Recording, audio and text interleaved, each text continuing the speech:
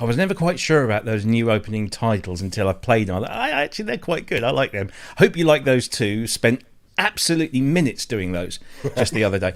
Welcome to the Pro Synth Network show live. It is Friday the 14th of January. Blimey, we're nearly into the second month already. It's crazy how quick it all goes. It's just gone 7 p.m. here in the UK. Just gone 2 p.m. on the East and just gone past 11 a.m. on the West Coast. Wherever you are in the world, welcome. Thank you ever so much for joining us. If you're watching live, hello. Join in the chat room on YouTube, on Facebook, and on Twitter, because we're broadcasting live across all three of those. If you're watching us on catch up, i.e., later on, thank you for coming along. And if you haven't already, if you could please hit the like and subscribe buttons at the bottom there, that would be fantastic, because it really helps with the algorithms and such. We've got a great show for you today. A fantastic guest who we're going to spend the pretty much the bulk of the show talking to, because he's a fascinating person who runs a fascinating organisation and got some great news. And we're going to be talking to Michelle Moog-Koussa very shortly. Before we bring her along, I just want to introduce my co-hosts for the evening as ever. So I'm just trying to navigate the technology here. The venerable Ben Simpson up there in the north of England. How are you, sir? I'm all right. Yeah, I'm okay. There's some questions coming through already in the chat, so I'm trying to keep control of that while. Well, don't forget that new feature I told you about that we can make use of. You've forgotten it already. Yeah, I'd forgot all about that. Yeah, do that, and then that makes both of our lives easier. Okay, I'll try and do that. Fantastic technology. But other than that, sir, how have you been? Yeah, been good. Just plodding along, doing the usual. I got a new graphics card for me Mac Pro, so I'm up and running again in the studio now, and it's better than the one I had before. So that's how I'm really happy with that, because it was cheaper. So well, there you go, bargain. Yeah, yeah. So excellent. Good. Yeah, good stuff. Thank you, Jason Crouch, for the donation. If anybody else wants to do that, you can now do that on YouTube via the super chats or the super stickers. Is there a difference between super chats and super stickers? If there is, let me know. Because, I don't know, is it just one adds a sticker? I have no idea. We're joined from back down here in the south of England. He's just about, 90 minutes south west of me. Kenty Poos. Hello. Greetings. You sounded very Irish there. Hello. I know, I went very Irish all of a sudden. Potatoes. Yeah. Sorry, we're just offending the regular Irishman, Mickey, in the chat room. Hello, Mickey. I'm half Irish, it's all right. Oh, there you go. How are you? I'm lovely. Well, yes, I'm okay. I'm still a bit... Okay. Somebody's just hit my car. Again. Dear. Yes, so... yeah, all good. Got Michelle out. Oh, is that what you call it? Yeah, she's called Michelle. Yeah. Oh, fantastic. She's named after Michelle. Oh, very nice. Who wouldn't do that? Name a beautiful synth after a beautiful lady. There we go. Indeed. Absolute.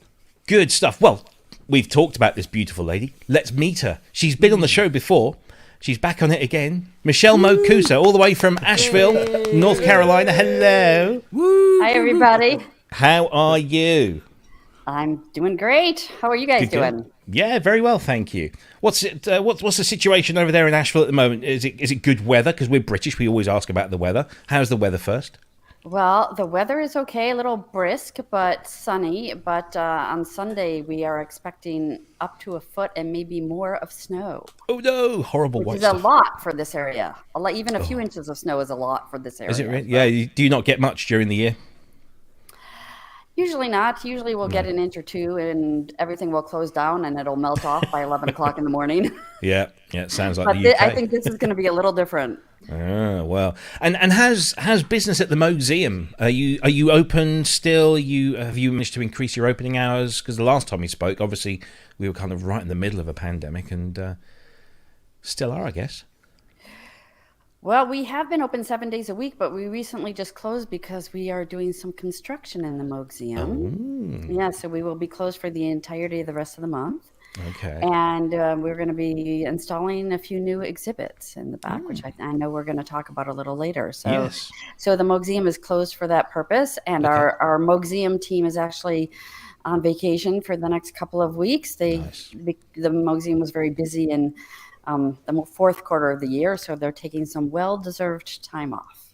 Awesome. Fantastic. And of course, we're going to be talking to you about the new exhibits as much as we can, of course, but also some of the new things that you've put out, including the amazing calendar, which is just fantastic. I got my copy a few weeks ago. It's just brilliant.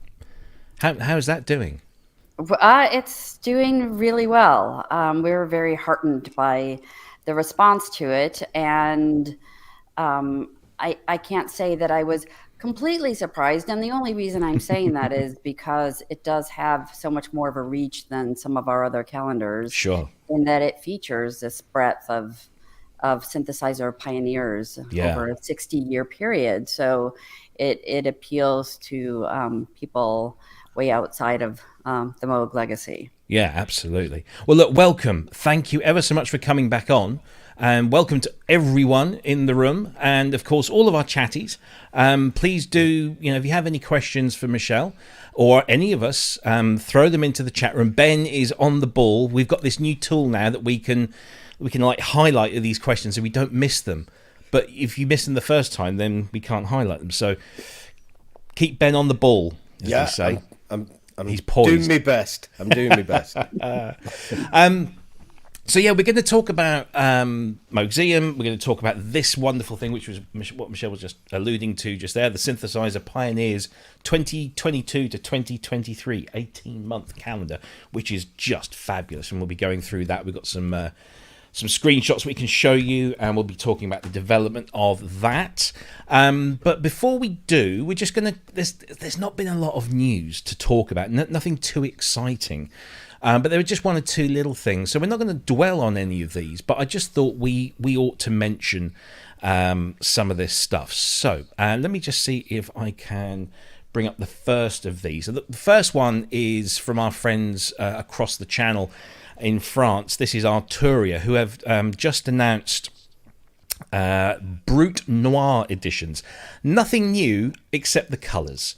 So now they're completely black, and I was disappointed that they didn't do the whole, black keyboard type thing. But these are just kind of limited edition designs of the Mini Brute 2, the Mini Brute 2S, and Drum Brute Impact, all available from a dealer near you right now. But be quick, because I say they are limited editions.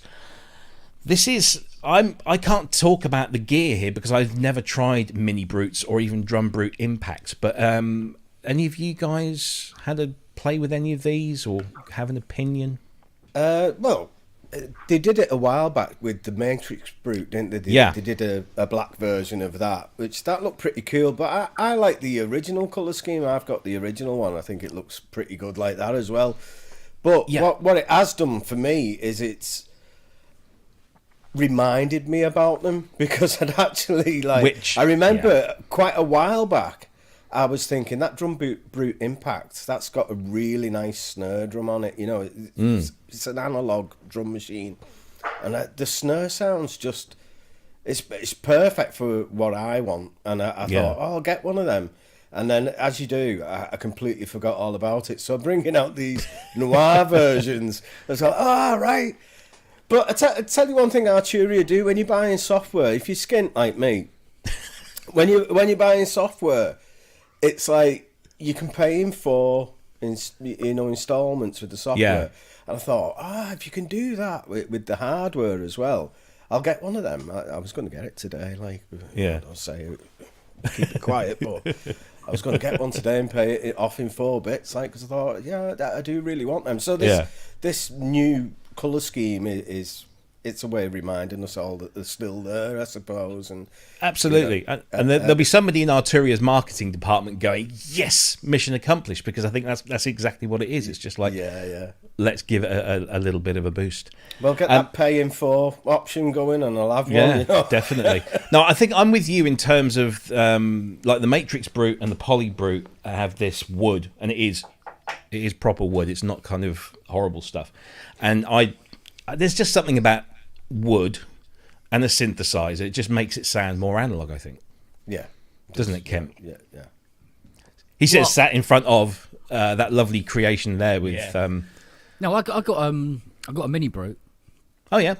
And the thing about doing them in black is that they are a bugger to clean. This is true. Yeah, they are. They're real. When they're black, they're a bugger to clean. And yeah, but I use my mini Brute every day. Yeah. Not for music though. Yeah. What I do, I test keyboards with it. Okay.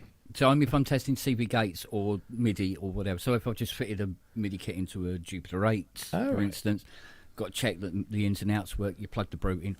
There you go, sorted, lovely, and then fold it up and tuck it away again. Yeah. I have a dare I say the word? I have a Behringer UMA 25S, which is like a little 25 note keyboard with like short throw keys on, and I have that purely so I can just move it around and, like you say, test stuff with it. You just plug it in and boom, and that's it, and then you don't use it for anything else. So do you have that on wireless MIDI then? I have tried it, yes, and it does work. Right, very nice. Yeah, of course. Everybody take a drink, by the way, because Ben's mentioned Wieding. Sorry. There we go. Michelle, there you go. So there you go, Arturia. I must say, seeing the Mini Moog up there, obviously having Michelle on, I am often reminded, particularly when I look at things like the Poly Brute and the Matrix Brute, that Arturia are seemingly very inspired by the Moog design, aren't they? And I think that's just that's testament to the brilliant design of the originals. But yeah, there's definitely something very Moogy, should we say, about that. Yeah. But yeah, Arturia's Mini Brute 2, 2S, and Drum Brute Impact, all available now in black. And as you say, I hate things. I haven't got one here, but record sleeves that are in black, all the fingerprints. It's just like I have to. I wish I wish I had a pair of gloves to handle those sort of things, because you do get black fingerprints all over it. My Essence FM here is covered in little black fingerprints, especially the screen, because it's touchscreen. They just don't think of these things. Sorry? I do. Yeah. And the poor sod has to clean them. Well, yes, this is true. Let's have a look at something else. Now, this was something that popped up in my social media feeds, and I wasn't aware of it at all until just the other day. And I'm going to have to rely on Ben here, because Ben apparently has downloaded this and tried it. Yeah.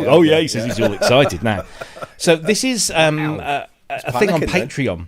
Yeah. And it's the company are called Analogue Obsession, and this is called Loaded. It's basically a custom 500 series channel strip with 5 different units plus a main controller. And right now it's in kind of like an alpha version, and you can get it for free at the moment. If you subscribe, you will then get all the other plugins for free, and it's like $5 a month on Patreon. There are some other tiers there, 10, 15, etc. And you basically get all the stuff for free. But right now the alpha version is free. And it looks, I must say, it does look very nice. It's a nice looking piece of software, but how does it sound?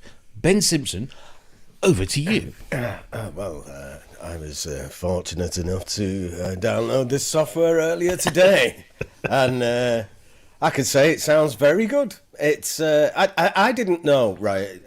I feel quite embarrassed about this. I didn't know what 500 series was, and I thought it was an emulation of something else, you know, the famous 500 series. So I went off doing a bit of research, and it turns out that all that means is it's like a format, isn't it? That Yes. slots into their thing. So it's a bit like modular Eurorack or something, but like for channel strips and what have you. And it sounds really warm. It's got like a lovely warm tone to it, and you can. I just put a drum loop through it, you know, just to quickly check it, and it really like gives it loads of punch, and a really like, it sounds like it's going through a big desk. It's great, especially for free. You can't knock it at all. So I don't know what the deal is. I don't know whether different modules are going to come out and you can put them in or what have you. But it'd be great if you could do that, because there's a couple of the same thing in there, I think. But I thought it was really good. I'll probably be using it on a regular basis. I might have to subscribe to that Patreon thing, you know. I feel as though I'm cheating them if I don't. But yeah. Well, yeah. Yeah, I guess a lot of the time that's exactly what they want you to. You know, here's some free stuff, and then you start to feel a little bit guilty, so you start giving them a bit of money, and it helps them develop more stuff.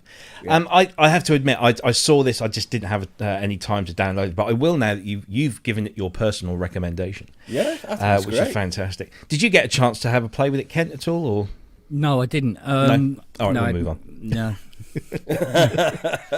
No, the only experience I've ever had with 500 series was the sequential circuits one. Okay. That didn't make very many of them, but that's very similar to what this is. It looks quite good actually, especially if it's free. Well, yes, at the moment, yeah. So, Yeah, can't go wrong with that. So there you go. If you want to get that, it's patreon.com, and it's called Loaded, and it's by Analogue Obsession. So go and pay them a visit, and if you think it's worthwhile, have a go. If not, you have not really lost anything. We haven't heard from these guys for a while, and I guess it's kind of to be expected, because of basically the whole chip shortage thing. And sorry, I'm having technology issues here, and it's not my new toy either. Right, here we go. Behringer have just announced that I'm going to use the term, and because I can't think of any other term that sums exactly what these are up better. Did that make sense? Knockoff. It's a knockoff. It's not a clone because it's not identical. It's a knockoff. And I don't mean that disrespectfully, but that's kind of what it is. It's a knockoff. This is the Syncussion, which of course is a knockoff of the Pearl Syncussion. They're now showing pictures of the circuit board. Apparently, it's now getting ready to go into production. So we're going to have this fairly kind of unheard of drum module available soon. But the other thing is that they mentioned in this post that they're saying, we're sorry that shipping products is taking much longer because of the chip shortages. So the mighty Behringer, who have all of these chip factories, they're suffering as well.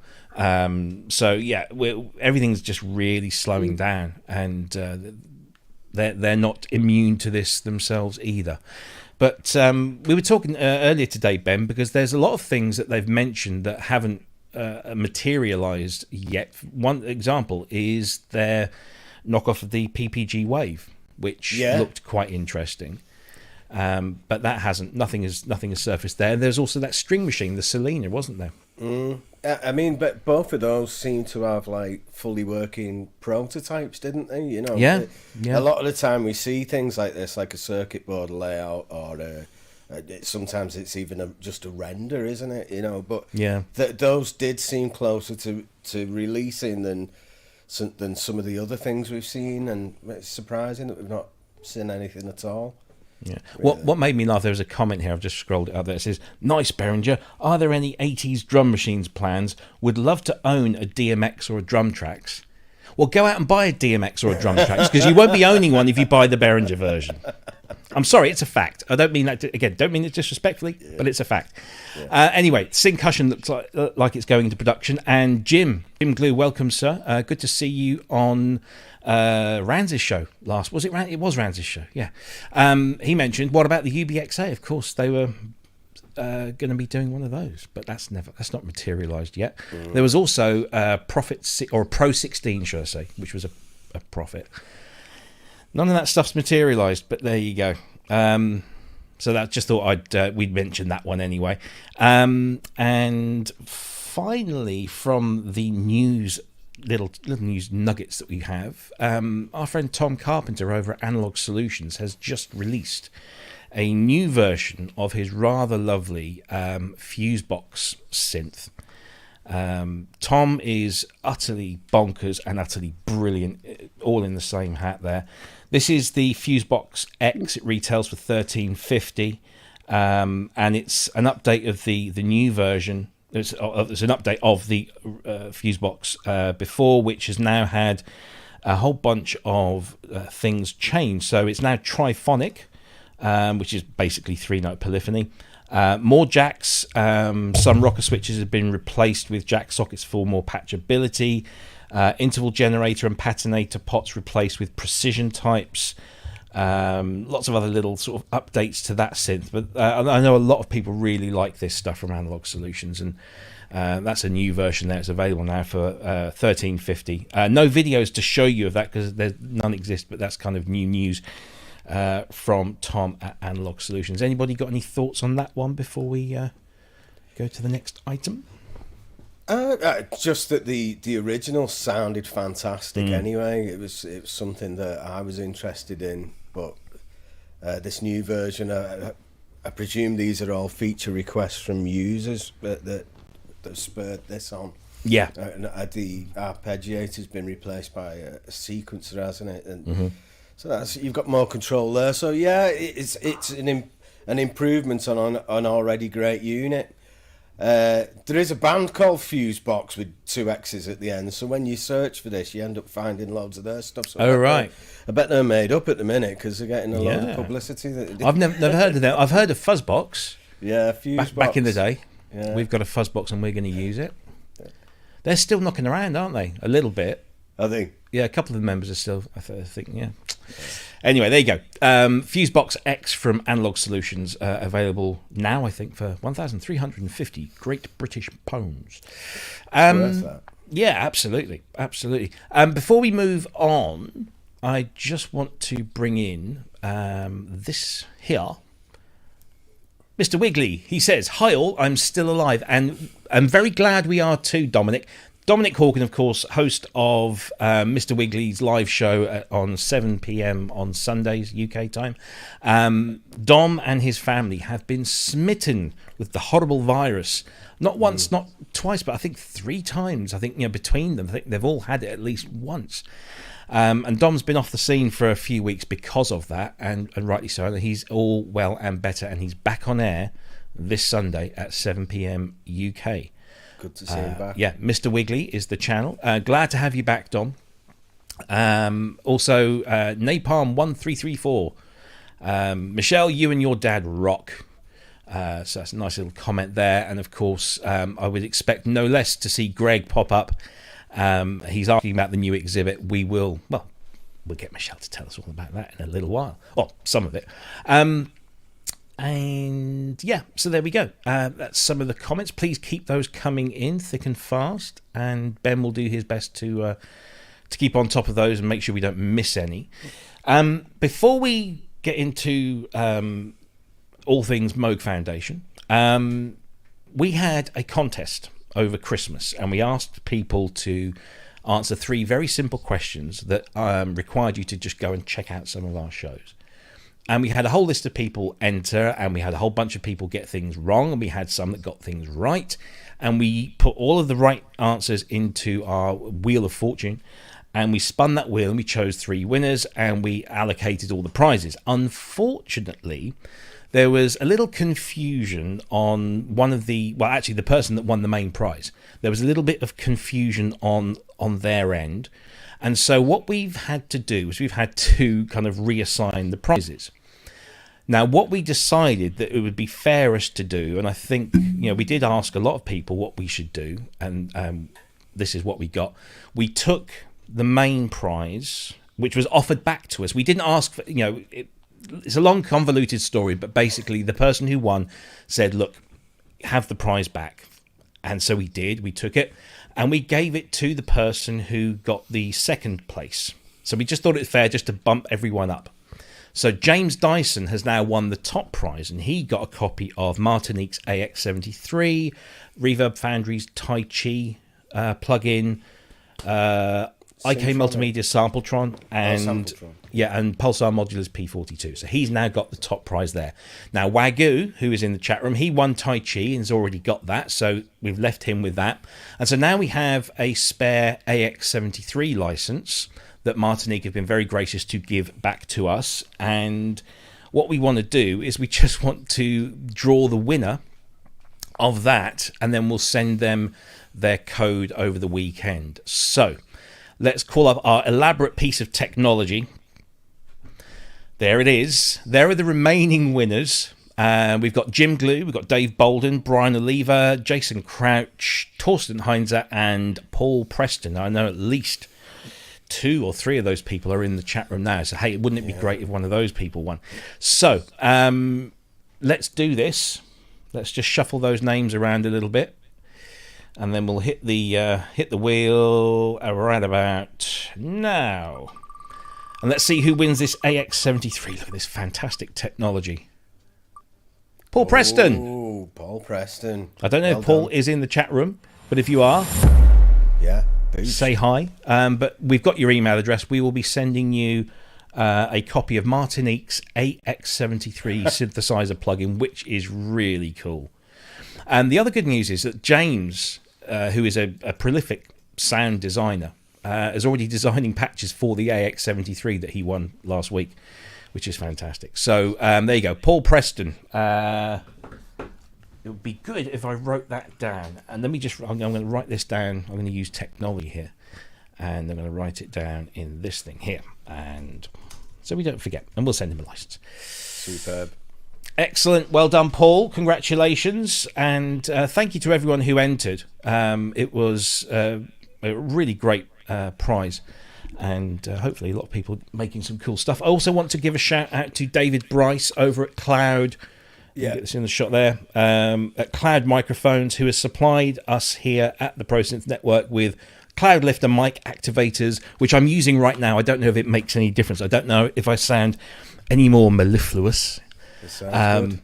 Does it sound good? Yeah. It's all technology. It's nothing to do with me. So there you go. Thank you ever so much to David Bryce for supplying those to us. Fantastic. Right. Okay. Let's get myself sorted here. Right. Let's go and talk about this wonderful thing. This was released. When was it, Michelle? Did it actually get launched before Christmas or just after Christmas, the calendar? It was actually launched on November 1st. There we go. Right. So this is the 2022 Synthesizer Pioneers 18-month calendar. It's 28 of your US dollars, but it is a superb quality item. It really is. Now, quantities are limited, and it will, I think, become a collector's item. Now, I'm just going to show you. I'll show you mine if you show me what's here. Here we go. So this is it. Look at how fortuitous to open on Kakahashi Sound there, which is September. And there's some wonderful pictures in here. I think also, Michelle, wherever you've been able to, you found pictures of your dad with the person as well in the past, because many of these people worked with or were friends of. But this is just a fantastic piece of printed literature with loads of great pictures and 18 months worth of calendar, starting from, of course, January of this year, with Harry Olsen and Herbert Billar, and going all the way through, of course, Harold Bode is in there, Raymond Scott, of course, Bob himself, which is in April there. And then, of course, down the bottom there, you've got every month detailed in this lovely kind of little schematic way with notable dates, and not just, things like, national holidays and stuff, but also birthdays and foundations of companies. And like 27th of April, ARP 2600, introduced at AES in 1971. Don Buchler's in there, Peter Zinoviev, the late Peter Zinoviev. Of course, Alan R. Perlman in there. Dean is in the chat room. So Alan's in there, Kakahashi's in there, Felix Visser, Fumio Mieda, I hope I pronounced that right. Dave Smith, I just love, isn't that? He's just a dude, isn't he? Look at that. Fantastic. I have got some decent pictures I'll throw up on screen in just a moment. Wolfgang Palm, I'm having a bit of a PPG thing at the moment. I'm going through a PPG session phase. The great Dave Rossum of Emu. And, of course, can't forget my personal favourites, Peter and Kim, with that big white lovely machine. I've never seen that way around before. I know. Well, see, this is the thing. That picture is often put on the internet the wrong way round. So look at that. They've got it right. It's fantastic. And so there you go. So that is the Synthesizer Pioneers 18-month calendar. Michelle, tell us, how did that all start to come about? What was the inspiration for that? Well, kind of the touch point inspiration was Peter Zinoviev passing away in June. Right. And when that happened, I was so saddened. I was fortunate enough to have met Peter a few years ago when we were filming Electronic Voyager, and of course really enjoyed him, and know that he and my father had spent some time together in the late 60s and really respected each other.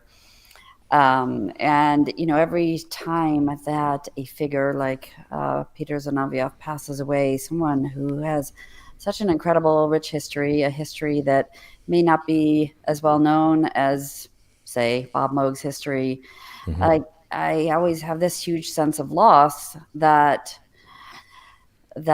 history kind of, evaporates a little bit into the historical ethers. And that is a loss for all of us who are interested in synthesizer history. And at that point, I knew that should be the focus of our calendar, is bringing these synthesizer pioneers to the fore and together as a collective, which they really has not been done in this way before. Yeah. So the calendar is definitely a first of its kind. And, in a broader sense, as far as the inspiration for the calendar is, in some ways, this calendar is an extension of our work in the Moogseum with our timeline of synthesis, which features 34 synthesizers over a 100-year period. And that exhibit that you're seeing there takes up, roughly 20% of the Moogseum. And not only is it explored on the wall, but you can see there are touch screens there too, and people can really delve deeply into any synthesizer that they're interested in. But to go back a step further for the inspiration for that, and that of course was Bob Moog, who was quite a student of synthesizer history himself, not only from a technical perspective, but from a historical perspective. And so much so that he lectured on the subject more than once.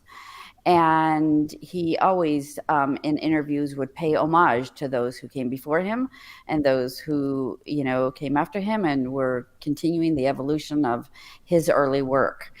And that is always something that I've felt was very important for the foundation to carry forward as much as we could, is to make people aware that, Bob Moog was an important figure in synthesizer innovation, but he was one of a group, and he was kind of in the middle of the spectrum of evolution. And so that's what we try to convey with the timeline of synthesis, and then again with this calendar. So it serves our purpose to make sure that Bob is represented in kind of an objective, contextual way, and that this group of innovators is also represented in the same way. Yeah, absolutely. So you've got 18 months represented here with 18 different synth pioneers, and most of them are individuals. There are a few little duos in there as well. To whittle the world of electronic music pioneers down to 18 is no mean feat. What was the process that you went through to whittle that list down? Well, I kind of started with our timeline of synthesis. When we created the timeline of synthesis, I actually relied quite heavily on Gary Yelton, who many of you may know, who has been in part of the industry, since the 70s, and was editor for EM, and wrote for Keyboard, and knows a lot about synthesizer history. And I asked him to compile a list of synthesizer innovations, and he submitted a list of 217 synthesizers, which is fantastic. And then I sent that list to Mal Meehan, who some of you may also know is quite a synthesizer enthusiast and historian in his own right, but he's also an incredible animator. And he is the one who developed the program for our touchscreens. Right. So he owns Milton Multimedia. And so I sent him this list, and he just wrote me back and he said, tell Gary to whittle it down to 30. Because honestly, the Moogseum is a modest size space, and that's about all we had room for on the wall. It was even tricky getting all of those in. And then, of course, the software is so comprehensive that we really needed to put some kind of limit on it. Yeah. So we were forced to prioritize in that respect, really what synthesizer history has deemed as the most innovative. And the calendar is a bit of an extension on that. So we also, there was a natural process of elimination, because we did reach out to some people and we never got a response.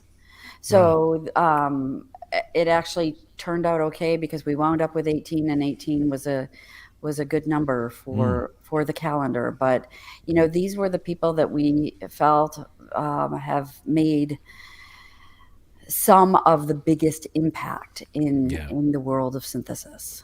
Yeah, I'm having gone through it at length repeatedly and reading everything, I don't think you could disagree with the choices that you've made there. And there is such a rich history there of brilliant minds who have developed some great stuff. That some of the pictures are fantastic. I mean, the Harry Olsen and Herbert picture, which I'll just throw up there. I mean, these are great images. How difficult was it to source some of these things? Some of it was a little bit of a challenge. Some of it was very easy. I fortunately have relationships with a lot of the pioneers, which I feel incredibly lucky to be able to say that. And they were very forthcoming with different photos. With Harry Olsen and Herbert Bellar, it was a little different. I went to Columbia Princeton, and they noted that they didn't have the rights to share photos with me, but they sent me, and now I'm going to have to remember the name, sorry, to the library. The Hagley Museum and Library, where some of the RCA archives are housed. And they were wonderful to work with. But I did have to go through a photo licensing process with them, which was not difficult, just took a little time and a little bit of funding. But then we were able to get this absolutely gorgeous photo. And what really pleases me about something like a calendar is that unlike with a book that you're going to flip through and, of course, go back to, with a calendar, you're staring at this photo and the information for a month.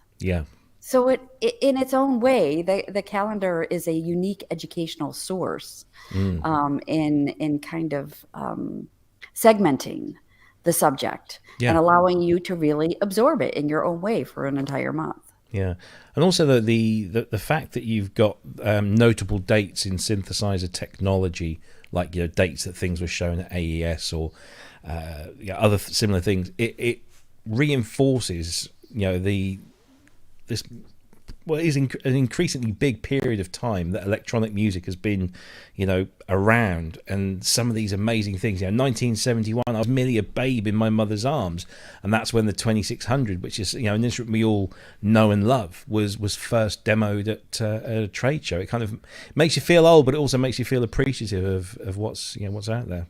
Well, absolutely. And all of these people in that instance, Alan Perlman, who were very early pioneers forging the paths, that all of us are now reaping the benefits of with the current state of synthesis. Yeah, absolutely. I'm just going to show the viewers some close-up images that you very graciously sent us through. So this is one of Dave Smith. Unfortunately, the way that the system here puts the picture up still lets Ben and Kent sort of peer around the corner there. Other side, there you go. But you've got wonderful images of the pioneers themselves, and say wherever possible you've been able to use pictures of your dad with that person somewhere back in time, which are really, really nice little photos. How difficult? I mean, because I know we spoke when you were putting this together about getting pictures of certain people with Bob. How difficult was it to find? Because obviously some don't have pictures with your dad. Was it quite difficult to find those images of those two people together at any one time? Well, a lot of them I had. We have Okay. as part of the Bob Moog Foundation archive, so we were lucky in that respect. Others, the pioneers themselves provided. Okay. And at some times, people just said, I never really had a chance to meet your father, or I met your father once, and it was in 1970 when we weren't all carrying iPhones around and taking selfies with each other. Yeah. So, and just to say though, I really adore that photo of Dave Smith, and I was so grateful to him.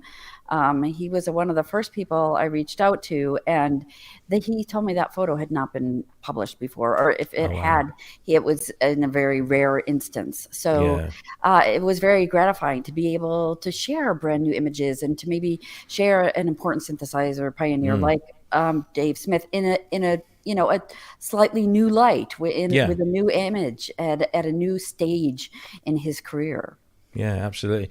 This one is a great one of Peter Zinoviev. It's very English, isn't it? Sat on a park bench with my EMS. He's so elegant. He is just so elegant. Yeah. And I think that's part of the ethos that he brought to synthesis as well. Yeah. And I was very gratified. His wife Jenny was extremely helpful, as was his partner in EMS, Robin, who was also of great help. And I should say, touching on that I could have never compiled this calendar on my own.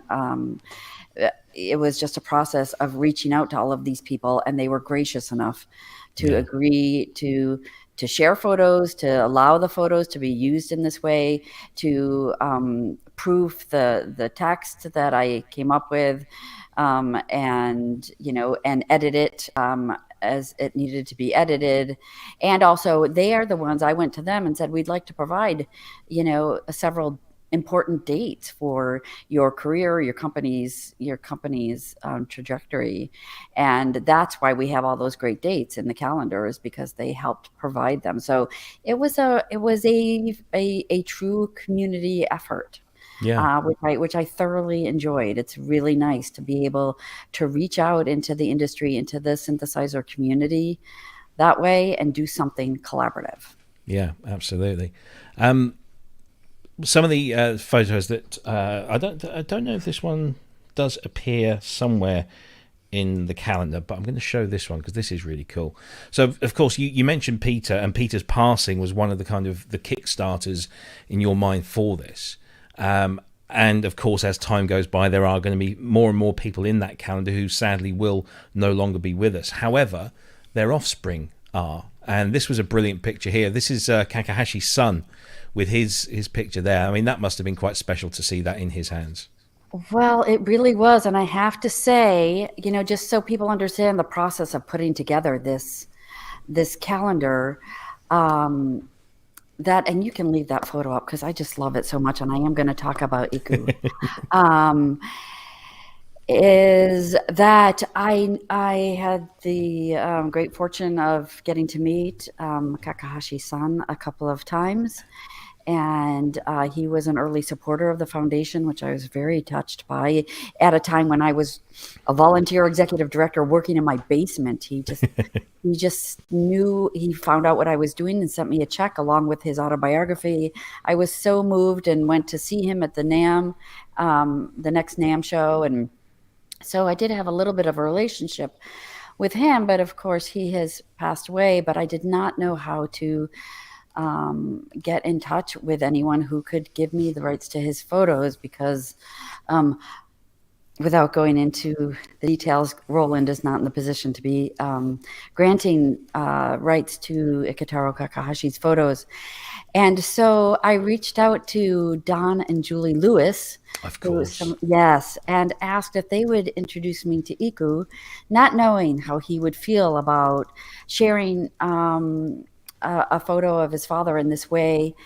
And he was just delightful. He was absolutely delightful, and we formed a very quick connection, kind of swapping stories of synthesizer offspring, pioneer offspring. Yeah. And he was gracious enough. I mean, it wasn't easy for him to find the right kind of photo of his father. And even the one we found is not exactly in focus, but it was the best one for this purpose. And he is the one who sent me that photo with the calendars, and we were just thrilled that he was really pleased, and he was very pleased to have his father included in a Bob Moog Foundation publication, and also to see his father represented among all these other incredible pioneers. So that, of course, was very, very heartening.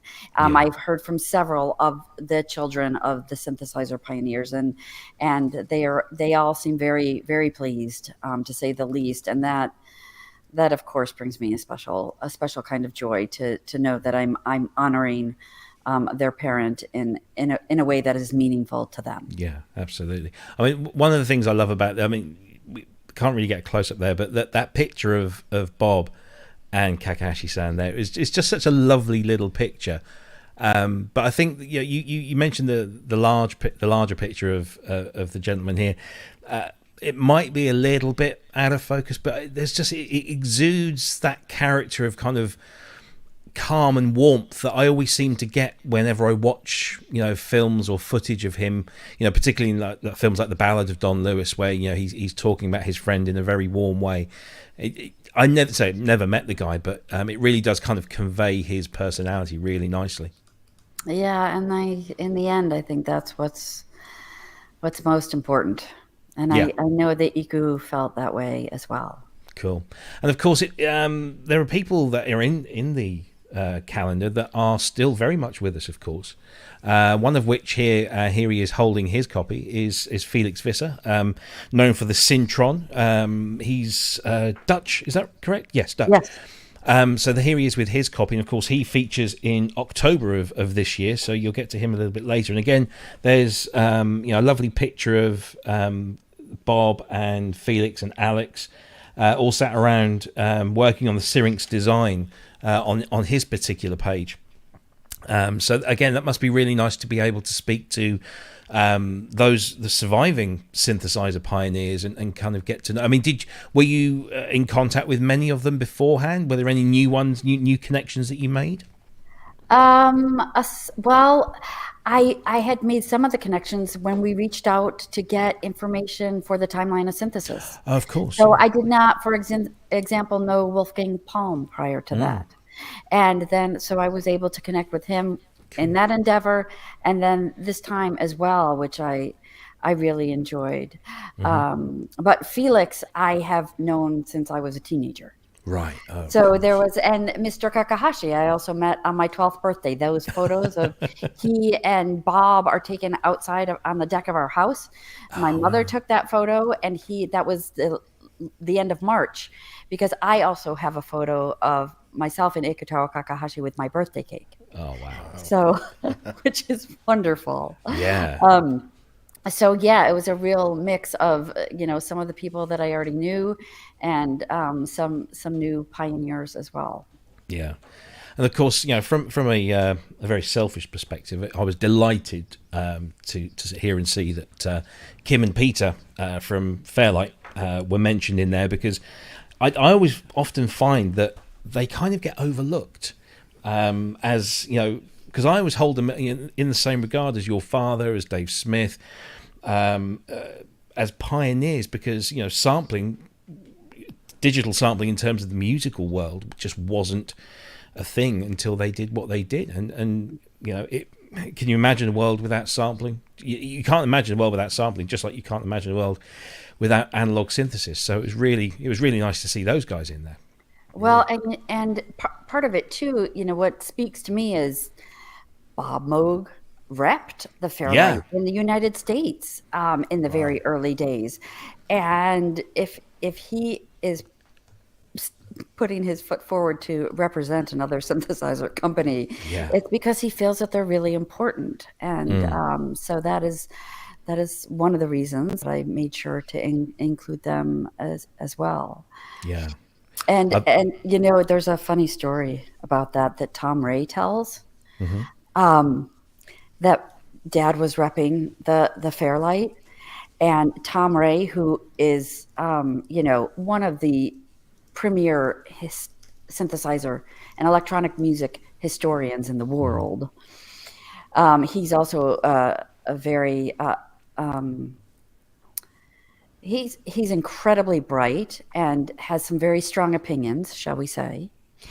And he was a very good friend of my dad's, and he apparently and he's talked about this publicly, so I feel okay to do it too. He gave my father quite a tongue lashing for representing the Fairlight, and proceeded to enumerate all the things the Fairlight could not do. And he I hope you get to hear him tell the story one day, because it's really great the way he says it. But he says, Bob sat there patiently and listened to everything I had to say.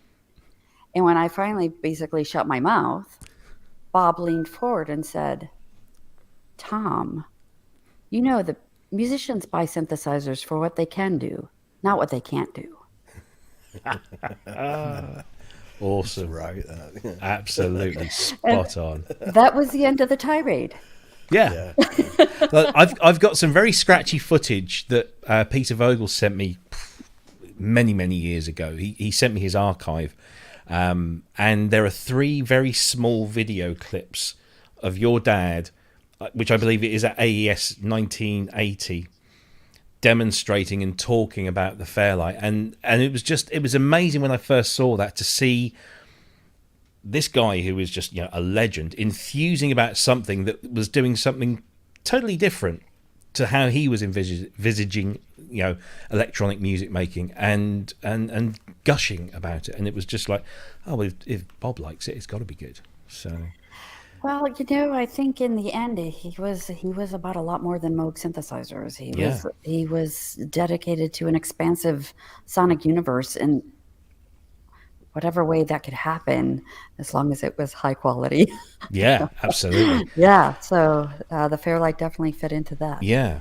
I feel like I've been hogging you. Ben, Kent, do you have anything you want to ask Michelle about the calendar while we're on the subject of this wonderful objet? Yeah, I've got a question. Go on then. Okay. Why am I not in it? This word right here, Kent, you see? Oh, I didn't see that bit. Yeah. Not repairers, synthesizer repairers, synthesizer pioneers. However, Michelle, there's an idea for the 2023-2024 calendar, synthesizer repairers. I love that idea. Somebody did suggest in the chat. Oh, they did, yes. Yes, can the following calendar be of epic Moog players? That should be a big list to narrow down. Well, yeah, the answer to that is that would be amazing. And the first thing I think of in the back of my head is you better start that project right now, because clearing the photos for those kind of people is going to take forever. Well, so that is I will take that under consideration and see if we can't start on the 2024 calendar right now. Well, if you're going to do synth, but I would say, for the synthesizer repairers, I mean, I just love that they could, they could pose in their, with all their, since it's just such a brawny group, they could just pose in their their Speedo or just their jeans with their shirts off with their patch cables, slung around their neck and, the bearing an oscilloscope right here and baby the oil. Strategically placed soldering iron. Yeah.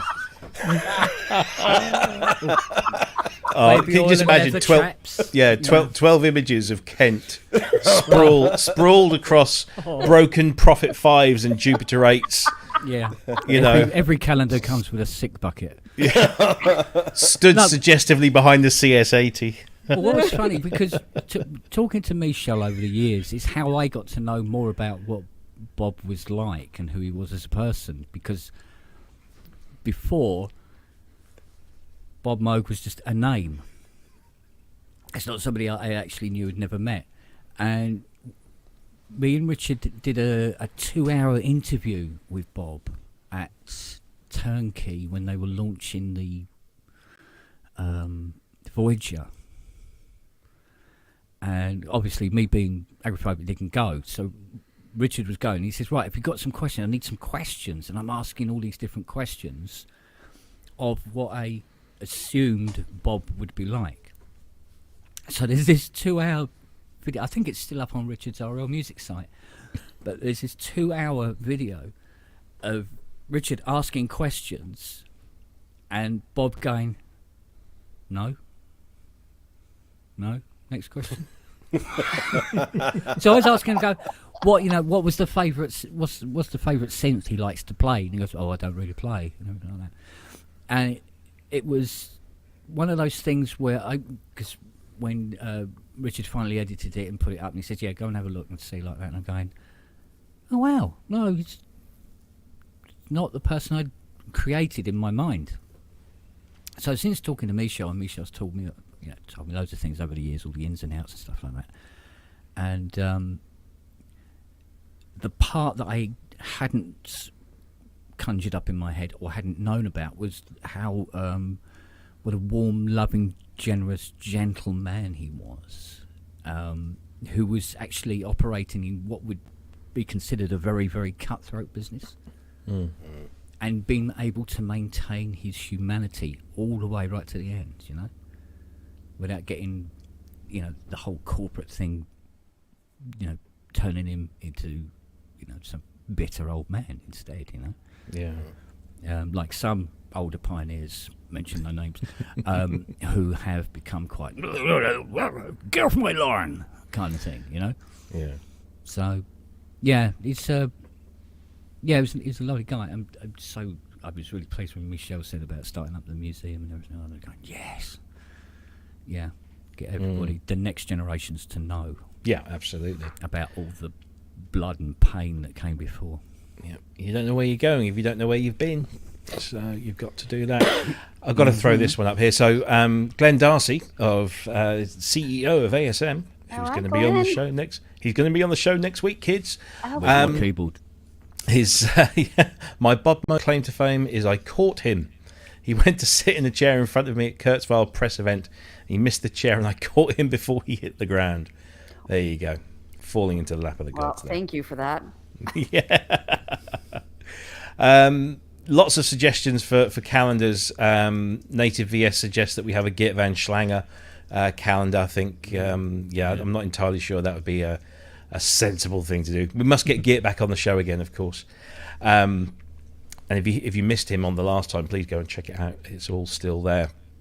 Dr. Mike Metley, of course, our good friend, author of the wonderful Synth Gems book, which can be bought from your store, I believe, Michelle. Yes, that's right. Synth Gems. And I should say it's selling very, very well. Excellent. Yes. He only had a chance to chat with him a few times, but treasured every time. Wonderful fellow. Favourite memory of Bob was at a party in Los Angeles where he was dancing with Don Buchler. Wow. I want pictures.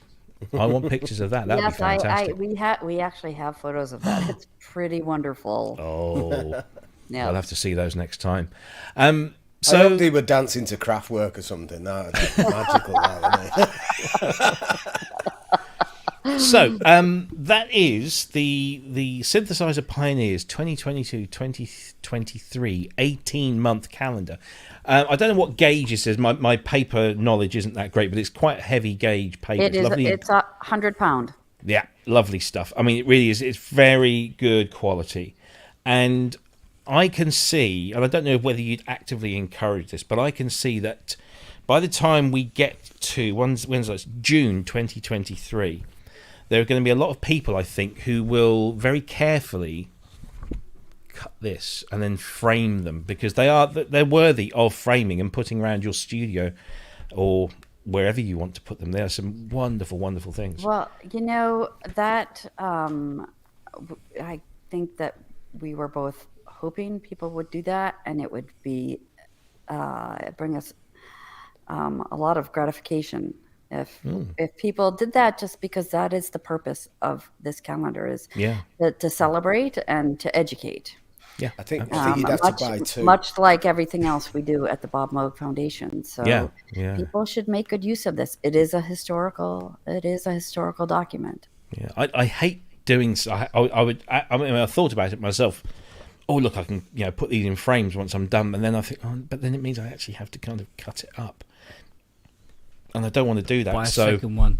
Buy a second one. Well, that's what you got to do, kids. Just said. Yeah. Yep. Buy 2 copies, keep one, use it as a calendar, and then take the other one and frame it. Yes, and we should note that they are available on the Bob Moog Foundation's online store. Absolutely. I think we have the page just there. There we go. So bobmoogfoundation.com, but you go to the store tab and it brings you there. So it's $28, and you can choose multiple copies. There's a big drop there, and you get, if you want to buy some for friends and family, you get discounts. So you can save $10 if you buy 5, save $30 if you buy 10. So yeah. Yes, and I should say also, I was just thinking, there's always something that you forget, right, when you do something like this. Mm-hmm. And I regret I almost ducked out and started going through my emails on my phone so I could find this information, but decided it wasn't an elegant thing for me to do, to be ducking out of the picture. But there is a music store in Scotland who ordered a bunch of the calendars wholesale. And the calendars can be ordered there or purchased directly there. And I am forgetting the name because I'm not the one who did the back and forth with them. One of my colleagues here at the Bob Moog Foundation did. But if at some point, Rob, you want to take me out of the picture, I will duck down and look on my phone so that we can provide that information to people, because I will say the shipping is a little steep to England and Great Britain, and it would be at least a little bit less expensive to order from those fine people in Scotland who were so supportive and bought this product wholesale from us. So I'm thinking, Ben, we have some money in the kitty, don't we? Yes, we do. Michelle, you and I will talk after the show. And we'll see if we can maybe help out with distributing some of the calendars here in the UK. Maybe we can do something. Yeah. Okay. Definitely. We'll talk. I'll get my people to call your people, yeah? Okay. Sounds good. Like we have people. It's just us. It's It's me and him. No, him. And I was going to ask you to do it. Do you know, whenever I have to go and do financial stuff, because we set security things up, I have to log in here, then I have to call him to get codes to access things so that no shenanigans goes on. It's all very secure, but it's a pain because he doesn't always have his phone switched on, or he's working. I mean, honestly, who doesn't? Or I'm asleep. Or he's asleep. That's another thing. That was one the other day, wasn't it? I had to wait 3 hours. Sorry, I was asleep. I was watching Thor, and it was a bit boring, so I fell asleep, and he was trying to log in for hours. As you do. As you do. Oh yeah, that'd be a good idea. But it's getting things into the UK is crazy at the moment because of obviously COVID, and then there's import duties because a bunch of people thought it'd be great if we just separated ourselves from the largest trading bloc in the world. Never mind. Right. we shan't go there. So there you go. So the calendar is available on the Bob Moog Foundation website. And of course, the Bob Moog Foundation has, as we spoke before the last time you were on about the different functions that you do. Functions that you have. Oh, my English is all over the place tonight. Yeah. But of course, you can go to bobmoogfoundation.com. Or sorry, moogfoundation.org. Get the address right, Rob. Jeez. moogfoundation.org, which is where you can find everything out about everything that the wonderful foundation does, because it's not just the Moogseum. There's the Dr. Bob Sound School. There's the Moog Foundation archives. There's all these other things, and of course there's the store, which sells loads of wonderful, wonderful things. Lots of great stuff there, and if you can ever get down to Asheville, which one day I really hope that we can, you can of course visit the Moogseum, which is full of wonderful exhibits, but is currently closed because it's being filled with more wonderful exhibits. Now I know that this is early days, and obviously, work is happening, and you want to make a big announcement. But can you give us any idea what you're up to? Well, we are carrying on our tradition of providing one-of-a-kind custom experiential exhibits that are based around synthesis. And the most detail I can offer at this point, because it has not been announced, but it is super exciting, is that we are going to be featuring an exhibit on modular synthesis. Oh, wow. And it is going to be interactive, and people are going to be able to do things that they would otherwise not probably have the chance to do in their lifetime. Wow. So I can't say too much more than that, because it will be a big surprise when it's all announced, probably, hopefully, cross your fingers for us, around the middle of March. Okay. But it's an exhibit that has a few different component parts that are all kind of coming together. Mm-hmm. And there will be a lot of history involved, and a lot of cool technical explanations at a layman's level, so that all kinds of people can understand the process. So we are really, really excited about it. It definitely delves right to the heart of Bob Moog's legacy. Wow, that sounds really cool. Oh, we've got to get tickets. We've got to get tickets to get to Asheville somehow. Because, that just sounds incredible. And I'm not really into modular, but that sounds cool.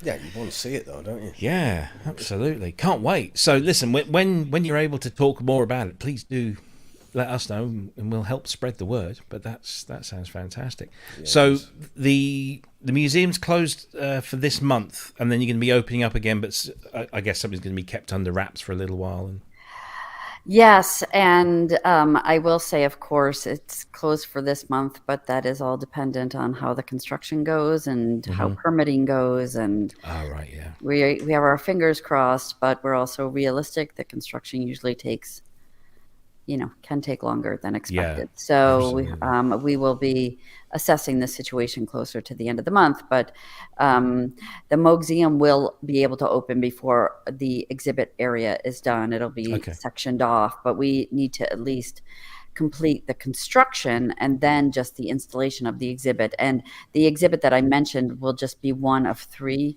We're also going to install a kind of wall of more physical objects and material that enhance the modular synthesis exhibit. And we are going to be opening an exhibit more geared towards kids. Okay. It remains to be seen if it will be ready on March 15th as well, but it will be soon thereafter. And there is a lot in the Moogseum that children can do, but nothing that's geared specifically towards them. Mm-hmm. So we're aiming to kind of address that segment of visitors that comes through the Moogseum. And I should say, while we're talking about visitors, I'm immensely proud to say that over 14,000 people have come through the Moogseum since it opened at the end of May in 2019, and that's with being closed for 6 Yeah. months because of COVID, and we having a limited capacity since we reopened in September of 2020. We only are allowed 10 people in the gallery at a time, so it does limit us a bit. Sure. And even with that, we've had 14,000 people from all over the world come through the amazing. Moogseum, which is really great. Yeah, absolutely fantastic. Congratulations on that. We've just had another £5 dropped into our Asheville stroke NAM kitty from Andrew Brooks. Thank you, sir. That's much appreciated, and it will go to help pay for all things ProSynth Network, even if it means a little trip over to Asheville and the cost of tickets into the museum. Oh, Ben must have gone on a break just there. Kent, have you got anything you want to ask about the Moogseum? Any interesting things you want to know? Yeah, can you bring it here? Yeah, I was going to say, when you open up the UK branch, I think we'll all be up for working there. So it's we would Fit love in a nothing. bag. Yeah, We would love nothing better than to have a Moogseum in England. I know that it would get a lot of attention. The chances of that happening in my lifetime are probably pretty slim. But along those lines, the board of directors of the Bob Moog Foundation recently got together to come up with a strategic plan for the next 3 years of the foundation. And one of the things that we are all very interested in and have been interested in is making our projects more accessible to people all over the world, which means a bigger online presence for the Moogseum, for our educational efforts, for the archives. And so, all of those things take lots of time and resources. But that is something that we will be planning. And we're also hoping that in that time frame, we can begin at least some kind of traveling exhibit. cool. Because we've been asked about that on more than one occasion as well. So we do recognize that, not everyone can get to Asheville. And we really want to do everything we can to bring the Moogseum and our other projects to people wherever they are in the world through the glorious internet and other means. So that said, it's like when the Bob Moog Foundation asks for support, for example, that is one of the things that we are endeavoring to do. And that is a huge project that takes a lot of resources. Absolutely. Well, you can count on us for whatever we can do. If there is anything, even if it's just promoting it and sticking something on the show, just let us know. We are here to do that. Ben, have we got any questions coming through in the chat? Just let me have a look. I have been storing them, but I haven't got a clue what I'm doing. So we have got a couple of good ones. Got him. But I'm gonna struggle with this name here. Hi Michelle, it's Vince. I'm just gonna leave it at that. Oh, it's Vince from EMIAP. Yeah, EMIAP. Vince Papillo Jr. He's sure that he's asked you this before, but which user of Moog synthesizers and which pioneer did Bob have the closest bond with on a personal level? Which user? So there were several, but I would have to say Wendy Carlos was the closest user. And the closest pioneer? I would say would be Felix Visser. Yeah. He was probably closest to. So those are good questions. Yeah.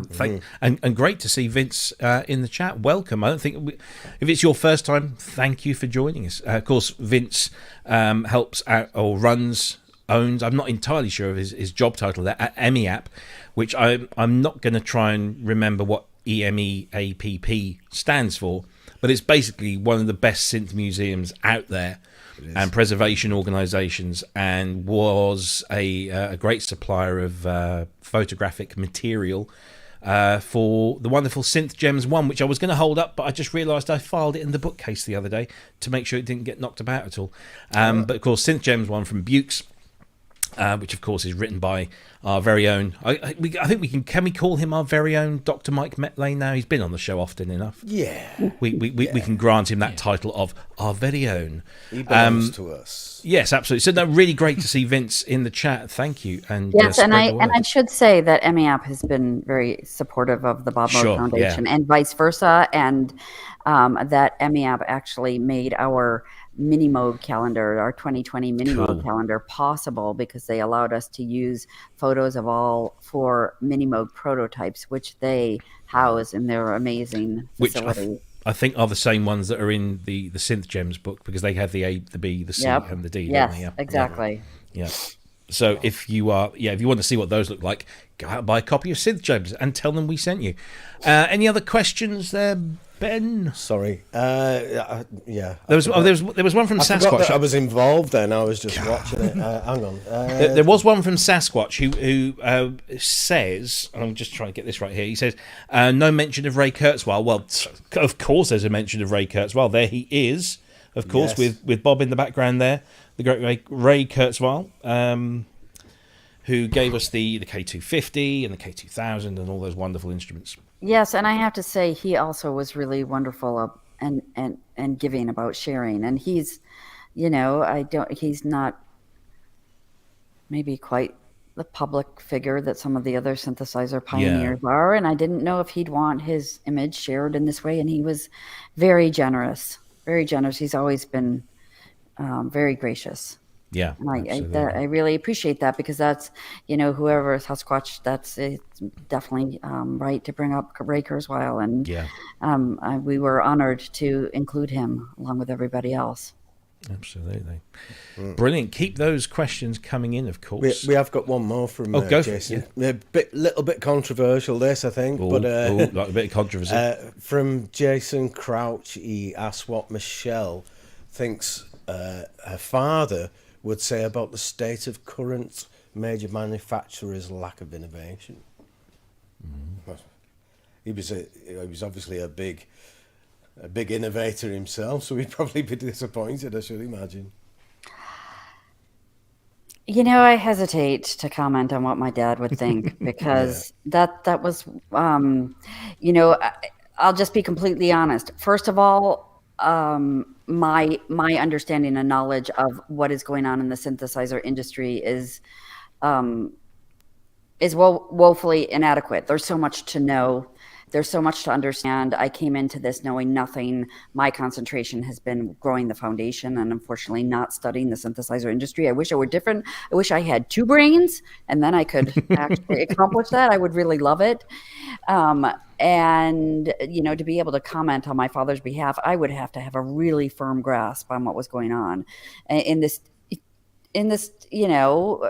sprawling industry. The other thing that I always appreciated about my father is, and it bothers me a little bit when people say, well, Bob would think. That's the kind of special thing about Bob, is that I don't think you always knew what he was going to think. I do hate that presumption sometimes. Of, you didn't know the guy. He really was a rare kind of thinker. And the fact is, he would even acknowledge he didn't always know what he thought right off the bat either, until something was well considered. He wasn't always a fast thinker, but he was a well considered thinker. Yeah. And for those reasons, I would hesitate to answer that question directly. Although I will say, he was all about moving forward and not looking backward, finding various accesses into the world of synthesis. He definitely was trying to find different touch points himself through the multi-touch sensitive keyboard that he developed is just an example. He felt that the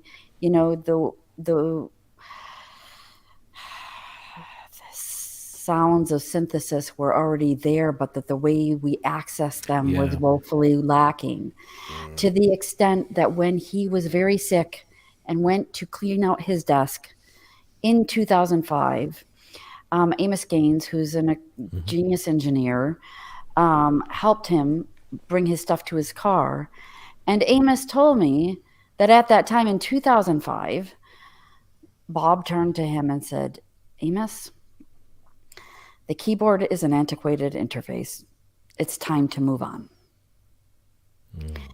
And, even then, which was light years ago in synthesizer technology development, Bob was thinking about different ways to approach synthesis. So I don't know that he saw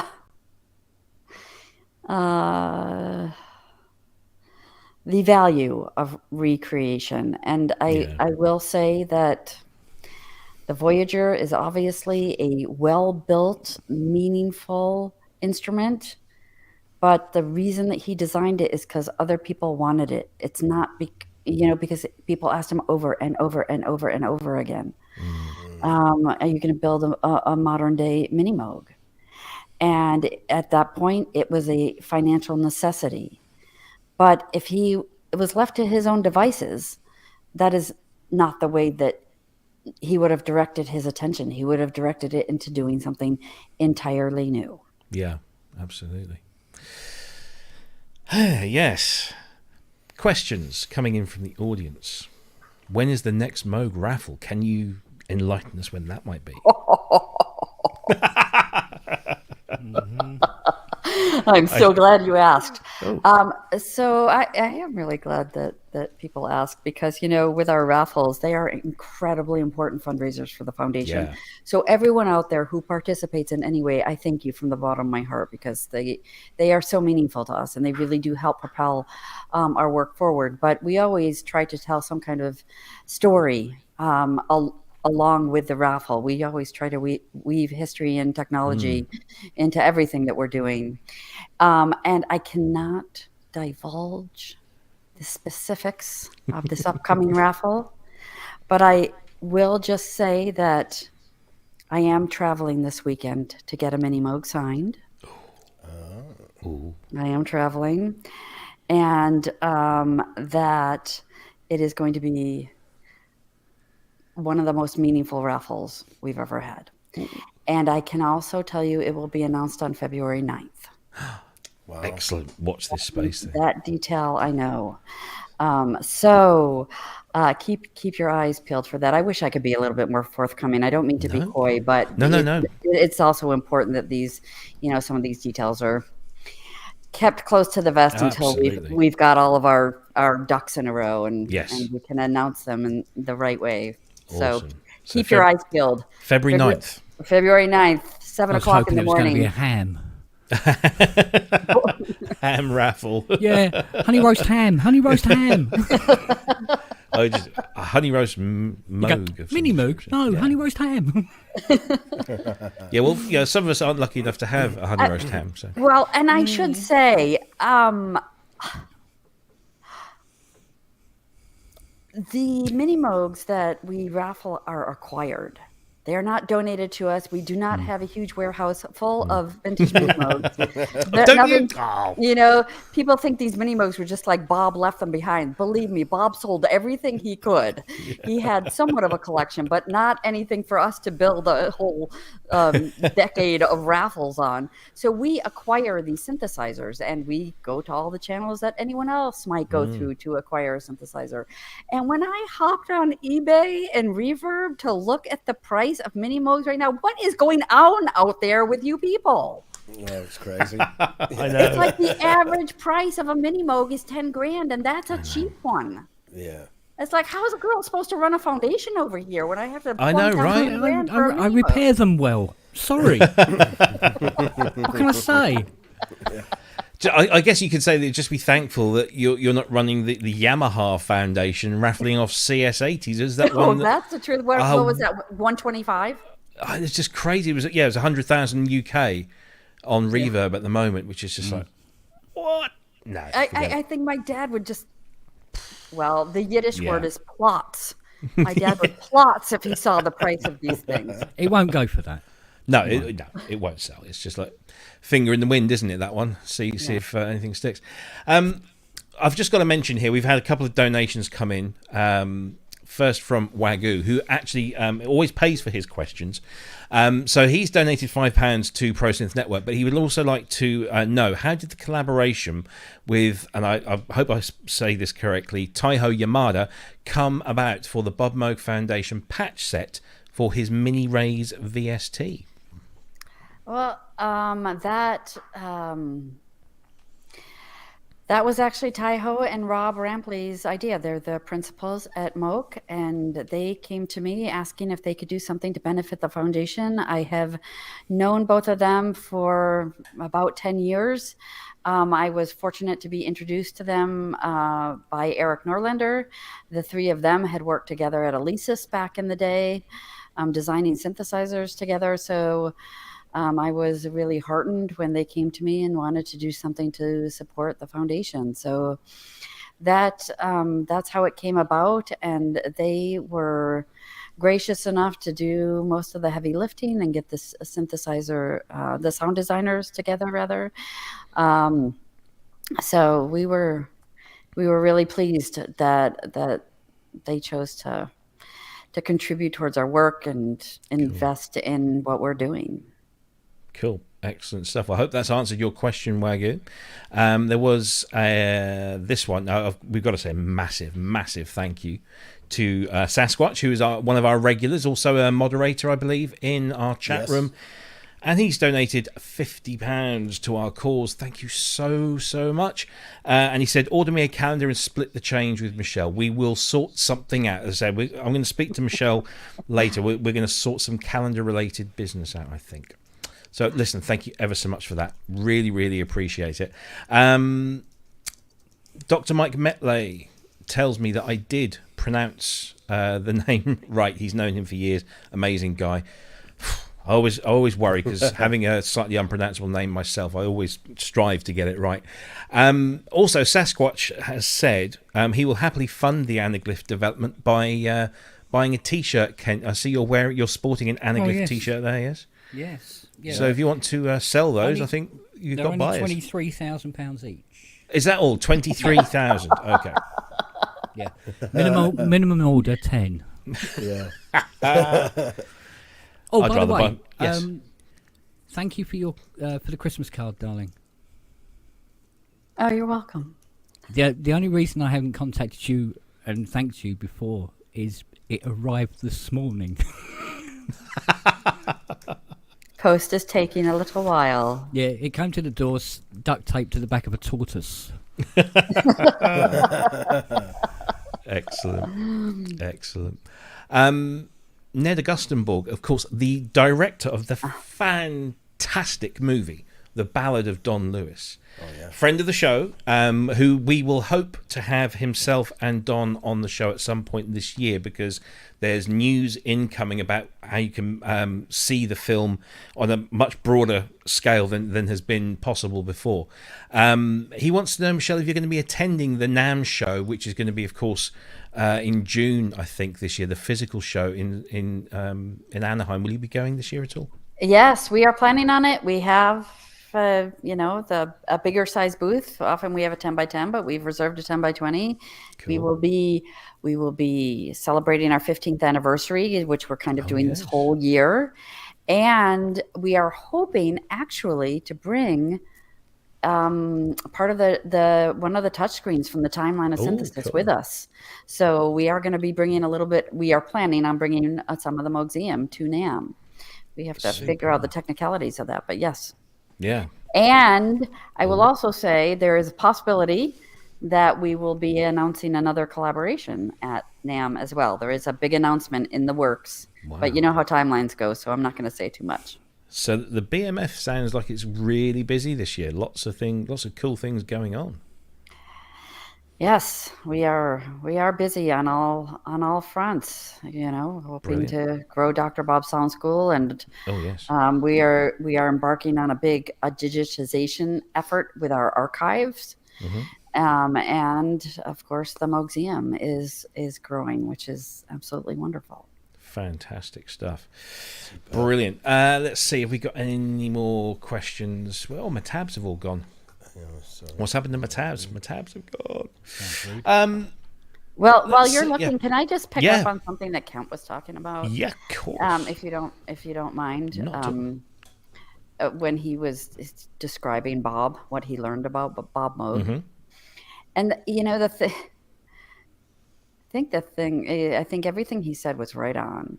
But the thing that really strikes me the most about my father is his genuine humility. And people, I remember reading an interview where someone asked him what it was like to spend time with celebrities like Stevie Wonder and Herbie Hancock. And he said, I don't really embrace the notion of celebrity. And I think that went for himself as well, which is one of the reasons he felt a little uncomfortable with the attention that he would get, especially if he felt it was mischaracterized, like when people would ask him, what did it feel like to invent the synthesizer? Well, I didn't invent the synthesizer. But I remember talking to my father's widow at one point, and she told me that he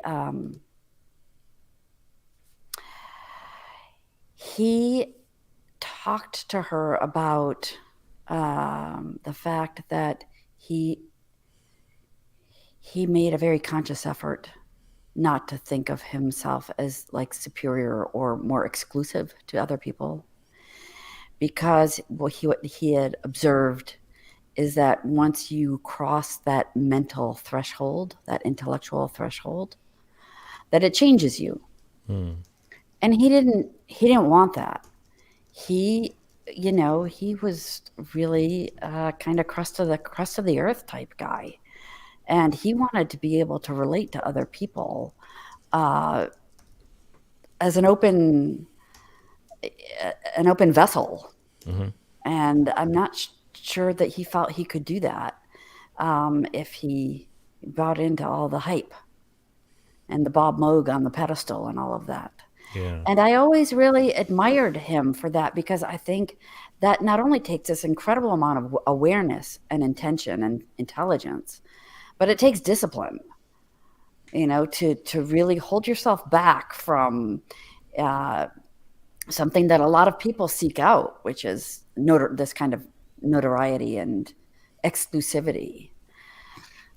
So I just thought I would share that, because it's an important part of who he was. Yeah. And I'd like to think that in some ways we try to carry that forward in our work as well, that there's a generous portion of humility that goes into the Bob Moog Foundation as well. Yeah. Well, it definitely comes across, for sure. Yeah. Definitely. Inky the Cat. First of all, she wants to say she loves you. Inky's a very prominent member of our community, live jammer, and does all sorts of stuff, and you'll see her on Jamie's show and Ranz's show. She gets everywhere, does Inky, in the nicest possible way, of course. She sends her love, but she also does have a question, and she wants to know what music you love, and if you play, what do you like to listen to? I mean, obviously, one would, I guess some people would assume, you must be listening to, Tangerine Dream all the time, or Wendy Carlos or something like that. But I'm assuming maybe that's not the case. Yeah, I think this is my most dreaded question. Well, there you go. You're on the spot. So I have no choice then, just to be honest about it. So I don't play anything at the moment. I did play the violin for 6 years when I was a teenager. I would love to play the violin again. I would also like to learn how to play the piano. I have my father's piano. But the reason I'm not doing that is also the same reason that I don't. This is a little embarrassing, but I don't listen to a lot of music. Okay. And the reason is not because I don't love it, because I do, but it's because I cannot listen to music when I work. Mm-hmm. And my life is such that I'm usually always working. I do take breaks in my work to have meals with my family, and I do yoga, but I don't listen to a lot of music, which is something I really want to change. I'm working in 2022 to seek out a little bit more balance in my work and personal life. Yeah. But I will say that I enjoy a breadth of music. I've never been one who can identify favorites. I think it's too limiting personally for me. And my dad was kind of like that as well. I mean, he exposed us to gospel and to really good bluegrass as well as, really great electronic music and everything in between. To quote my dad, I don't think my dad would be able to say what his favorite kind of music is either, except to say he liked damn good music. Yeah. So I always have my ears out for something new and thoughtful and meaningful. Cool.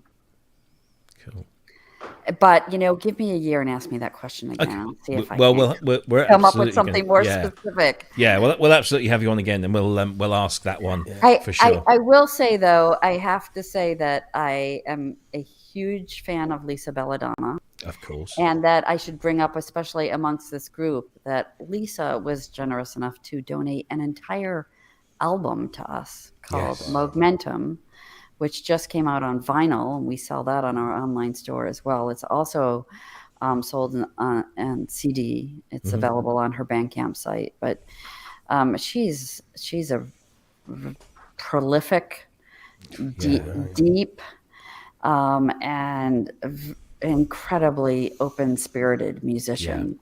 Yeah, absolutely. Yeah.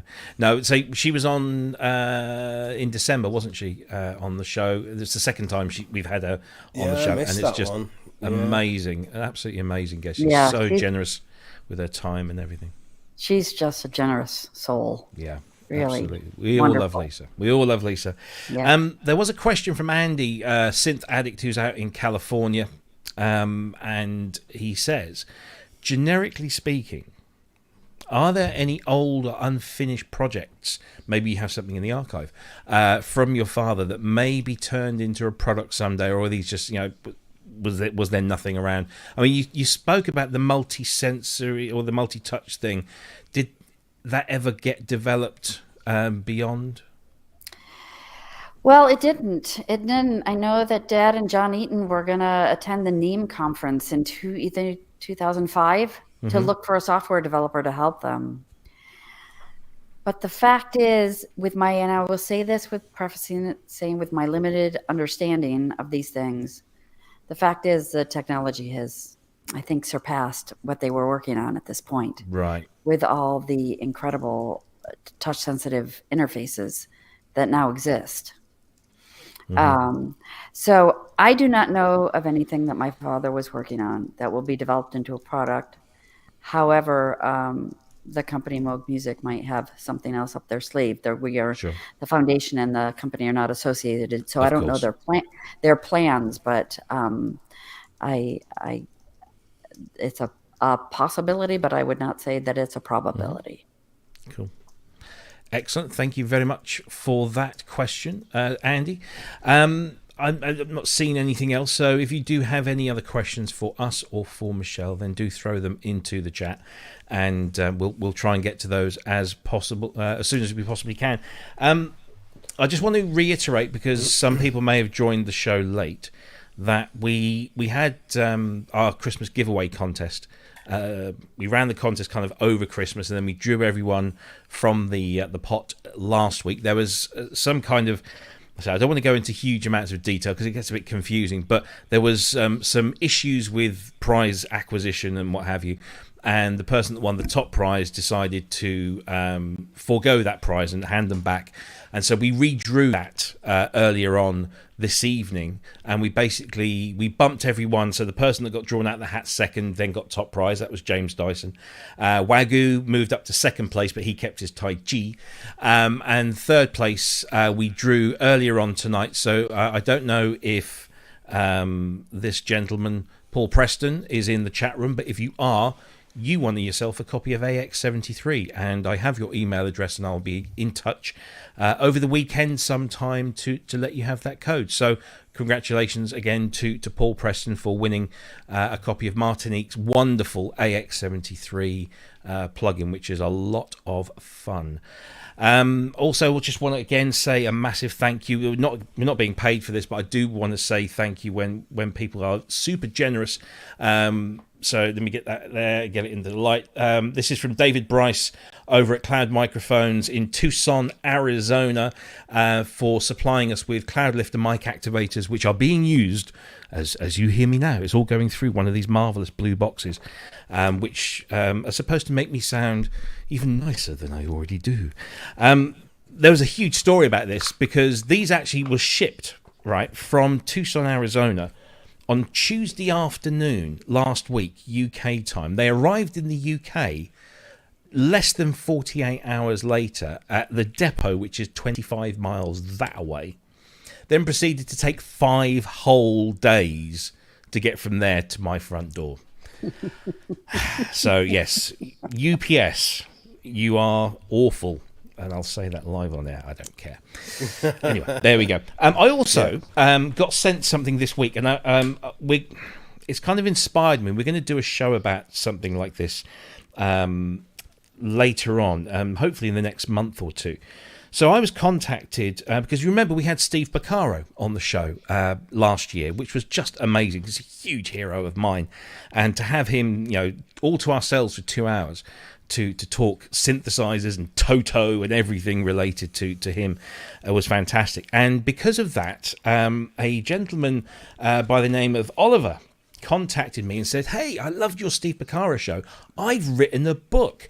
And that book is this book here. Again, I'm going to have to try and get it so it doesn't glare. So it's called Massive X, Ultimate Artist Synthesizer Secrets. And it features, amongst others, an interview with Steve Porcaro and Matt Johnson, of course, we all know from Jamiroquai, and Stuart Croxford-Neal, who you might not know but was in Kajagoogoo. Do you remember them? Brilliant. Yeah. Jim Gilmore from Saga is also interviewed in here. And it's this wonderful book, which is full of interviews and patch designing hints and tips, all based around Native Instruments' Massive X instrument, which I don't currently have, but based on this book, I think I might get. And this is available now from places like Thomann and other places. You also get a voucher in here for 50% off the sound pack of all the sounds that are in here as well. So you can learn to program the sounds and actually get copies of the sounds too.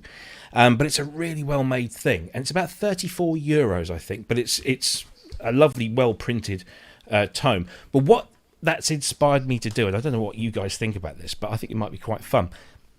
I really like recreating classic synth sounds from my favourite songs of the 70s or the 80s or whatever. And a lot of the time I'll just be really lazy and I'll buy somebody else's recreation, or I'll just buy the instrument that the preset came on.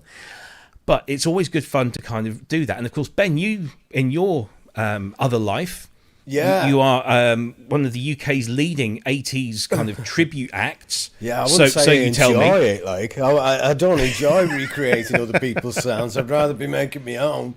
But it can be really intense listening and analysing and working out, reverse engineering the sound almost, aren't you? Going back to the basic elements and that. It is very challenging, but it can be very rewarding as well. So, and it's also a great kind of historical journey that you go on, because you first of all you have to figure out what instrument was it that you're trying to recreate, and then have you got anything in your toolkit that can maybe do that. I was actually doing that today. So I'm a massive Thompson Twins fan. I spoke to pre-show.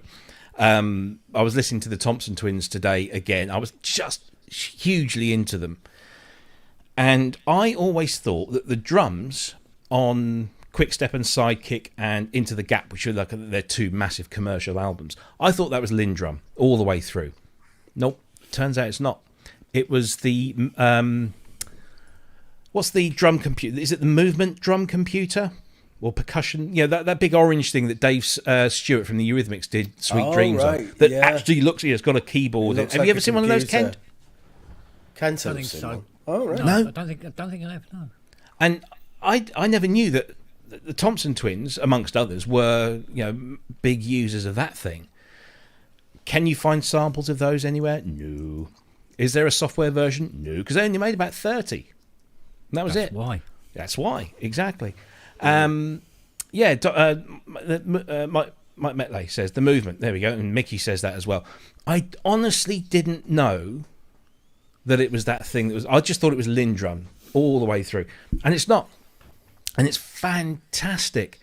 And I was thinking, how can I recreate those drum sounds? And I mean, yes, I'm sure I can probably get something close to them. But I just thought that whole topic of creating classic synth patches might be an interesting show topic one day. So maybe that's something we'll do fairly soon. Maybe you can give us some insights and give us some examples, Ben, of how you managed to create. Because I've never been to one of your shows, but I've watched them, and they're pretty bang on. Yeah, we try our best to get it as accurate as we can. Like go to painstaking detail and research. Like you say, research is a big part of it because I'm not particularly great at identifying what Obviously, I know the difference between a Fairlight and a Mini Moog, but sometimes I'm not sure whether it's a Pro One or an ARP. That's difficult for me to get. But once I found out what it is, I could then concentrate on it, and it is quite good. And it would make a good show actually. And there's plenty of fantastic synth programmers that are in the chat, so I'm sure they'd enjoy that as well. Well, there's a guy that I know who's kind of in your neck of the woods. I think he's kind of a little bit further up and to the left. He's near Blackpool, I think. And he sells on eBay patches for the Arturia Jupiter 8 for the Jupe 8V or whatever it's called. And he's taken 4 classic British synth pop albums. The first 2 Depeche Mode albums, Speak and Spell and A Broken Frame, Human League's Dare, and Yazoo's Upstairs Eric's. And he has recreated every patch from every track on all 4 of those albums using the Arturia Dupe 8V. And he's done it with the old version, and he's done it with the new version as well. I think he also did some early ones with the Boutique, the JP08.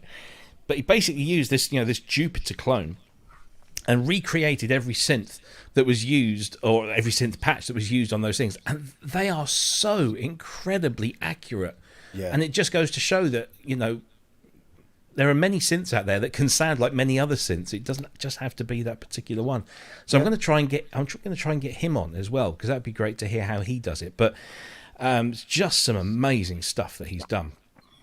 Really good. You should be able to get with a good versatile synth. You should be able to get ballpark with anything really. Yeah.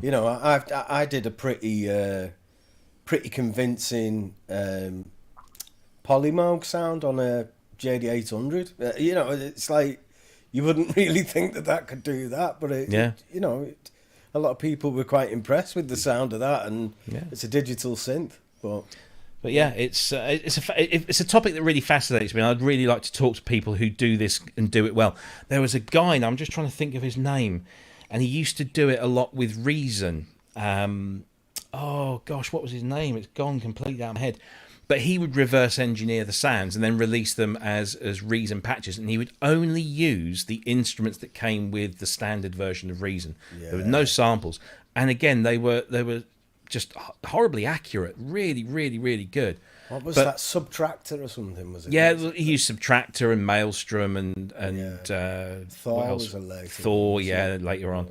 Yeah. Ed Bauman, there you go. Thank you, Mickey D. Ed Bauman, I don't know. He's in an 80s kind of tribute type act in America, and he would just do amazing stuff, and then he'd also take you through how he did it. It was very clever stuff. Yeah. Haven't heard from him for years.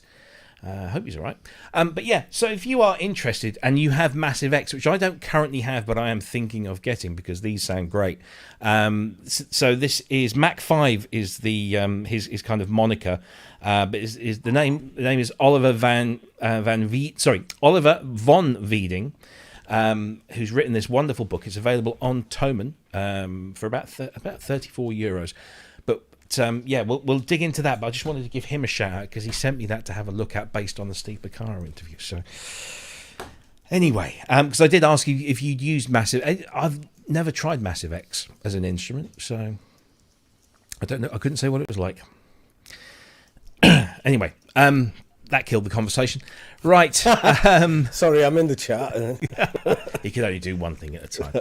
So, Rob, did you see the little note that I stuck in our little group chat? Oh, yes. Let's have a I look found here. the name of Yes. Yes, I think it'd be great to give them a shout out.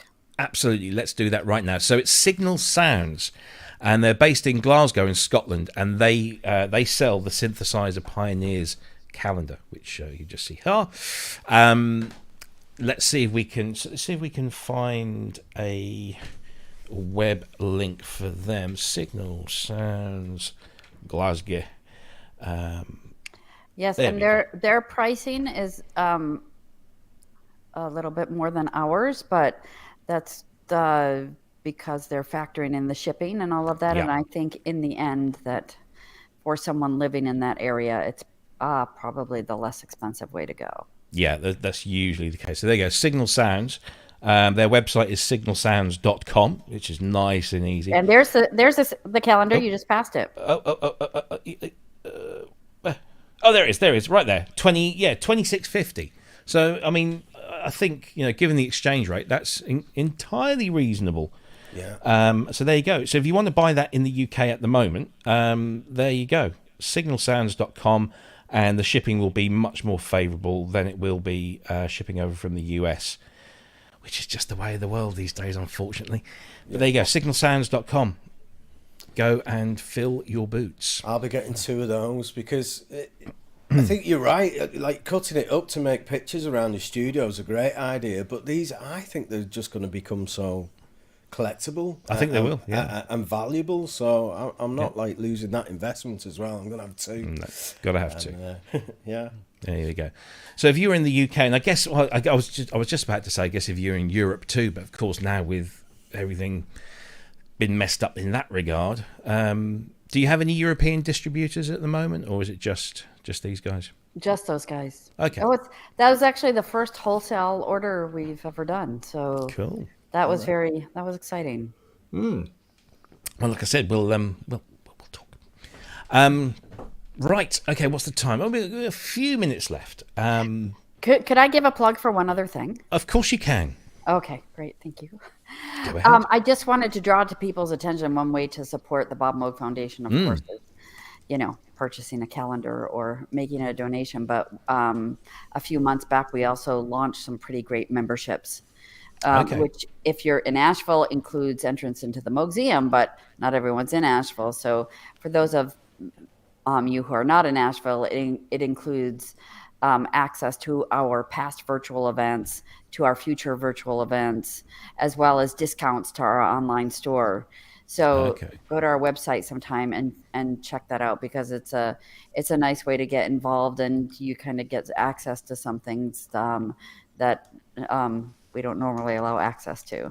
One of the membership levels has access into special parts of our archives, and which will be a growing thing. We will continue to grow that. So it's kind of like a Patreon type thing. You're kind of paying, you get some extra bonus bits kind of thrown in. Would that be?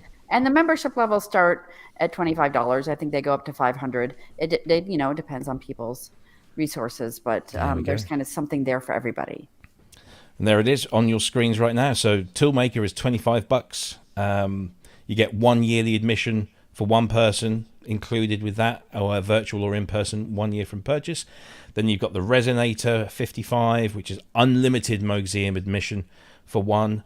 Then there's the Maverick, there's the Trailblazer, right up to Inventor, which gets you unlimited Moogseum admission for 4, virtual or in person for 1 year from purchase, 4 guest passes each for one-time use, 2 individual membership packages to offer as a gift, access to password-protected website with exciting information, photos, etc., free or discounted admission to events, including live streams, special events for both the Foundation and the Moogseum, members-only virtual Moogseum tour with Michelle. So that, I mean, that's worth $500 of anyone's money, I'm sure. Yeah. Yeah, for sure. They all seem like good value, really. Yeah. I'd be interested in the Resonator one if I live closer. It's going to be a bit of a trek for me to get there all the time, but yeah. There are It's great virtual value. options too, though. Yeah. There you go, yeah. Very good. Yeah. Superb. There you go. And it's a fantastic cause because, say, it's not just the Moogseum, there's the archive, there's the sound school for the young kids. So, yeah, there's lots of stuff going on there. Michelle, we spoke numerous times last year, and you were very generous one time, and you actually showed me around stuff that you were working on from the archive that wasn't actually on display. Have you managed to add any of that stuff to the displays? Has there been anything new added? Is there anything that we can look forward to maybe this year in terms of archive material being on display, as well as, of course, the new exhibits? Well, some of that will be in the new exhibit area. We will have some new assets that we share there, and some of the archives will be shared through the membership program. Okay. And I think actually what I might have showed you was from my own private collection, the Moog family archives. That was some special stuff, wasn't it? Yes.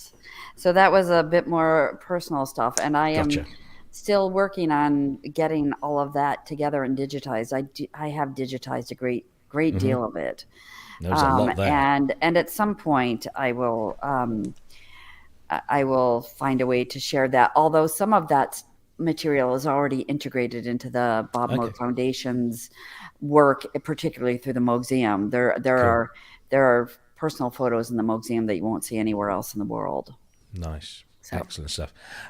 Peter Churchyard in the chat probably wasn't on when you spoke about it earlier on. He wants to know when the new Moogseum exhibit opens. So would you like to tell us again when you hope for the new exhibit to go live? The goal is for it to open on March 15th at this point. Yes. Awesome. And we will be keeping people updated about that. It will be announced, but it is all pending construction and the beta testing and integrity of the custom built interface exhibit. Cool. Excellent stuff. Anything else you want to tell us? I mean, obviously there's loads of ways you can support the museum, as we've just talked about. And if you want to keep up to date with stuff, then follow you on all the social media channels, etc. That's the best and place sign to up for our e-newsletter on and our of course website. the newsletter. Yeah, excellent. Guys, have you got anything else you want to throw in Michelle's direction? Kent's not said much. Are you all right there? Yeah, it's all right. I'm listening. I'm watching the show. No, yeah. It's so fascinating that you end up forgetting that you're involved in it. And just listening. Exactly. Yeah. And I talk a lot, so. Kent's thinking about his car. Oh, yeah. Oh, no. You had to bring it up, didn't you? Don't remind him. I tell you what, when I phone up old We Buy Any Car now, that's another couple £100 off it. At least. I checked the value of my car the other day because I'm thinking like maybe the end of this year I might change it. Not that I've driven the one that I've got much, because I got it just before all of this kind of stuff went on, and I've not really, it's been sat in the driveway. Oh my word, it's not a lot. Well, I have a question for Kent. Is that allowed? Of course it is, yes. Excellent.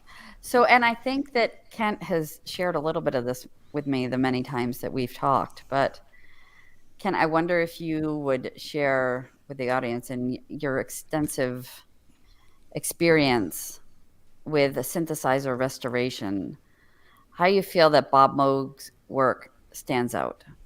What makes his synthesizer design so legendary, if you will?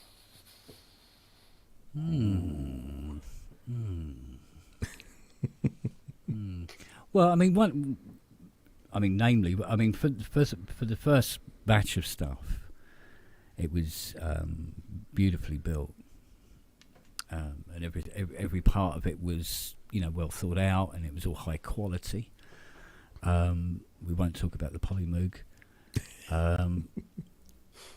but yeah, it was beautifully designed in such a way where it wasn't all about what was on the outside and how it looked on the outside, but also how it was on the inside. as well. And I always loved the fact that if Bob used an IC in a board, he'd just put it through the holes and then solder it up. Whereas Alan Perlman would always bend the legs, and to get the IC out, it used to tear the tracks. Although it held the ICs in, well, it was a bugger to work on because of that. But no, it was because it was all really great stuff. Basically, it kept delivering, no matter how old it got. People didn't really get bored with them. I think mini Moogs are still being used as much as they were, 40 odd years ago. So yeah, I think it's because they're well built, beautifully built, lovely design, a lot of love in them. There is a weird notion with technology, though, isn't there? That a synth comes out, and there's like a presumption that there's gonna be a development of that synth at some point. It's not like, somebody brings out a violin. It's not. They don't presume that that's a stage in its evolution. They just presume that's they just take it as that's the finished article. And like I said, the Mini Moog Model D, that's an instrument that doesn't need any further development. And I think that's testament to what Bob did as well. It's something because just stand the test of time totally, and not age. It's not dated. It still looks great. It still sounds great. And Moog themselves re-released it not so long back, and it sold bucket loads. It's amazing. I think, and I think that a lot of synths should be just accepted like a guitar would be accepted. This is it now. It's here. There's not going to be there's not going to be a Mini Moog 2 or a Mini Moog Fat Edition. That's it. That's all there is. But then it's like you can have with the Mini Moog, though. You can have a 1979 Mini Moog, which is not as good sonically, at least to my ears, as good as a early RA would be. Whatever reasons there are for that, but the thing about the Mini Moog as an instrument is it's kind of like it's like a Stradivarius. It's a violin. There are other violins. Yeah. There are newer violins. There are better violins that got more, facilities on them, and they're electric, and you can have effects built into them, and God knows what else. But you wouldn't do that to a Strad, and and that's so. It's kind of like that. It's one of those. It was an instrument that came along because there were instruments before Mini Moog, and there've been instruments since, but that had a real appeal to a larger audience than some of the other machines, and of course because of that it made its way into the music, and it made its footprint. So I mean the whole set up and beg front panel in itself was it's what separated it from, say, the Odyssey, to be able to set that thing up. I mean, it was still a bugger to put on top of a Fender Rhodes Mark 1 because it'd be wobbling about all over the place as you're playing it, and I think you'd have to tape it down.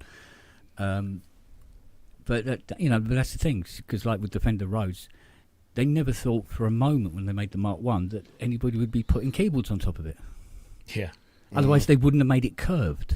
Yeah. And it's like, but that's the thing about the Mini. Everything was sort of really taken into consideration. What are people going to do with this later on, as well as what can it do right now, and what would it be used for right now? I think also kind of coming back to the Pioneers Calendar, the one thing that if you look through, like all these people that are in this, Zinoviev, Perlman, Buchler, Bob, they all made instruments that were not just great sounding instruments, which of course is the primary goal of anything. It's got to sound good. But also they had a user interface paradigm that stood the test of time, because that Mini Moog paradigm of the layout has been copied endless times. It's been elaborated upon, it's been expanded, or it's been just blatantly out and out one for one copied. But also, if you look at, say, the Prophet 5, that's another user interface that just kind of has a flow and makes sense. And you could probably argue, and I'd love to ask him, that Dave took inspiration from Bob's design on things like the Mini Moog. Similarly, with if you look at the VCS 3, there's a flow, there's a pattern, there's a well thought out interface. And again with the 2600, it's that combination of something that sounds great, but also something that invites the user to feel comfortable in making those sounds without too much manual diving. Because I think, I don't know about you guys, but whenever I get a new instrument, the manual's the last thing that I will look at. I'll only look at it if I'm thinking, well, how on earth do I do X? Then I'll go to the manual. And for me, that kind of litmus test of a great instrument is one where I barely have to touch the manual at all. And, looking over there at my Polybrute is one of those examples where I think I've only looked at the manual twice in the time that I've had it. And that has a fantastic Moog style interface. And, Ben's got the Matrix Brute, and you'd probably agree that it has that kind of like the standard thing. And if Bob gave us many things, but that workflow is probably one of the greatest. He certainly gave us VCOs on the left for sure. But it was that obvious oscillator. That's where the sound starts.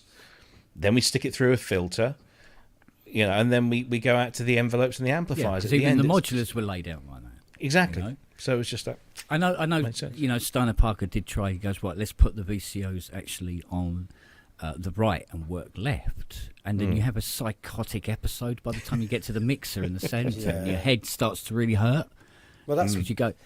I reckon that's Bob's doing that, because everybody thought that it needed to go left to right. Well, do you know, there's a funny story, because I was just about to say the Fairlight. Obviously, I have a lot of experience with it. If you look at a lot of the things that the Fairlight did, particularly Page R, and how we now have sequences, on-screen sequences like Logic or Cubase, the DNA is clear and obvious. So again, that's a kind of same sort of thing as Bob's interface design was that.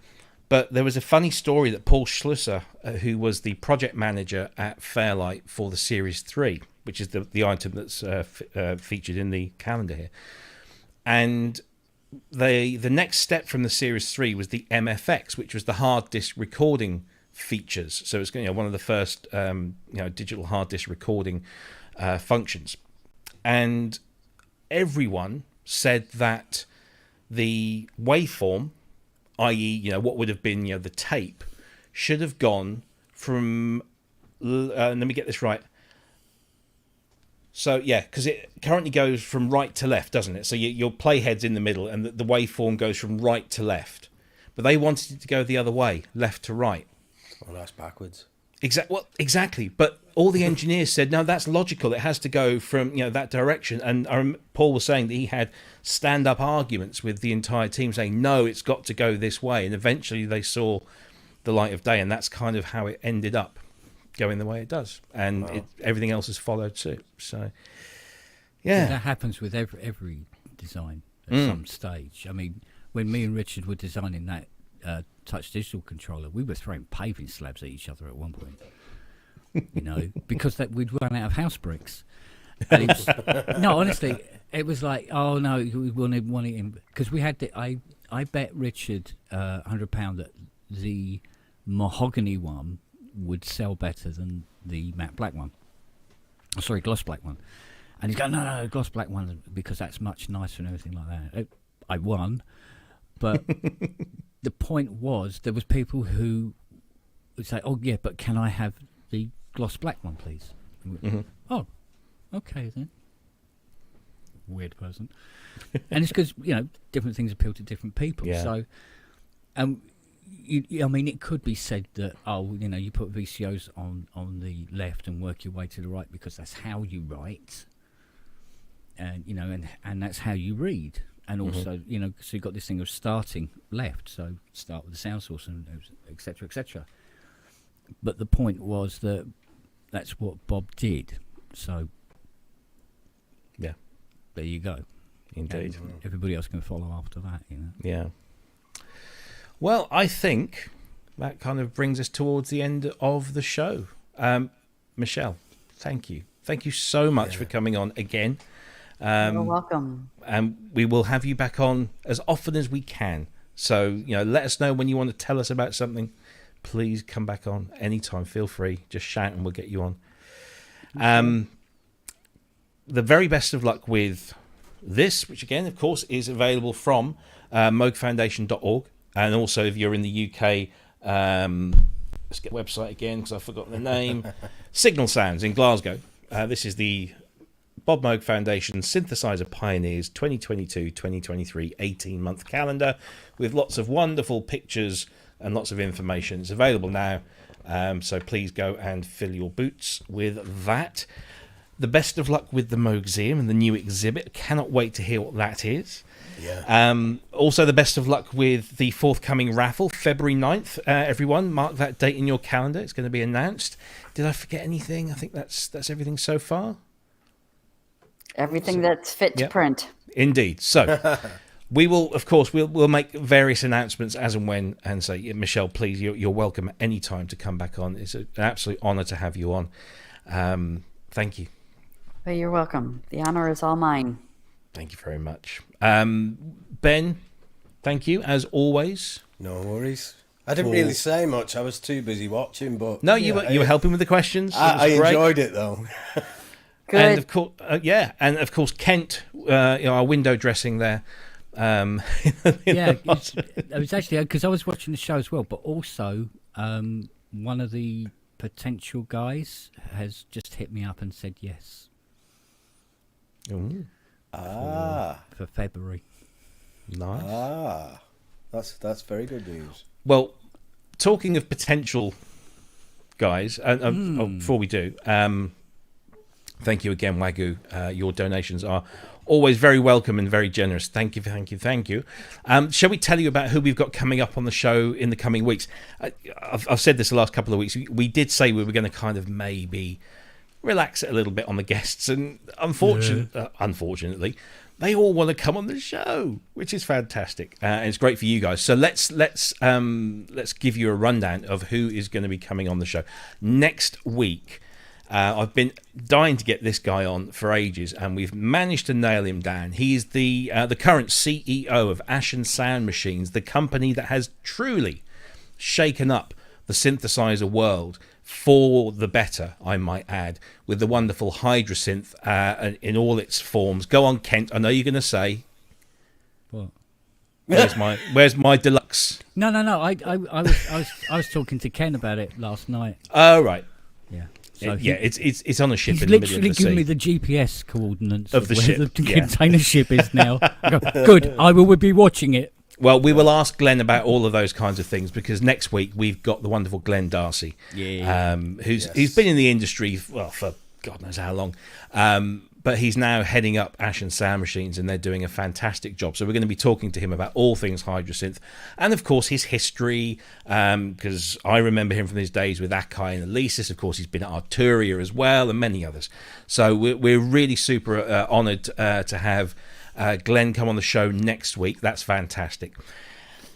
The week after that, on the 28th, again, this is somebody we've been trying to get for ages. I've worked with him in the past. He's an absolute legend, and I do mean that. He's a proper legend. Mr. Martin Ware, founding member of Heaven 17, founding member of the Human League, founding member of the British Electric Foundation. He's a principal at Tile Yard, and he's got many other names and letters and positions that he fills. He's a very, very busy man. Of course, he's always on tour with Heaven 17. Martin Ware, Sheffield's finest, is going to be on the show on the 28th. So that's fantastic news.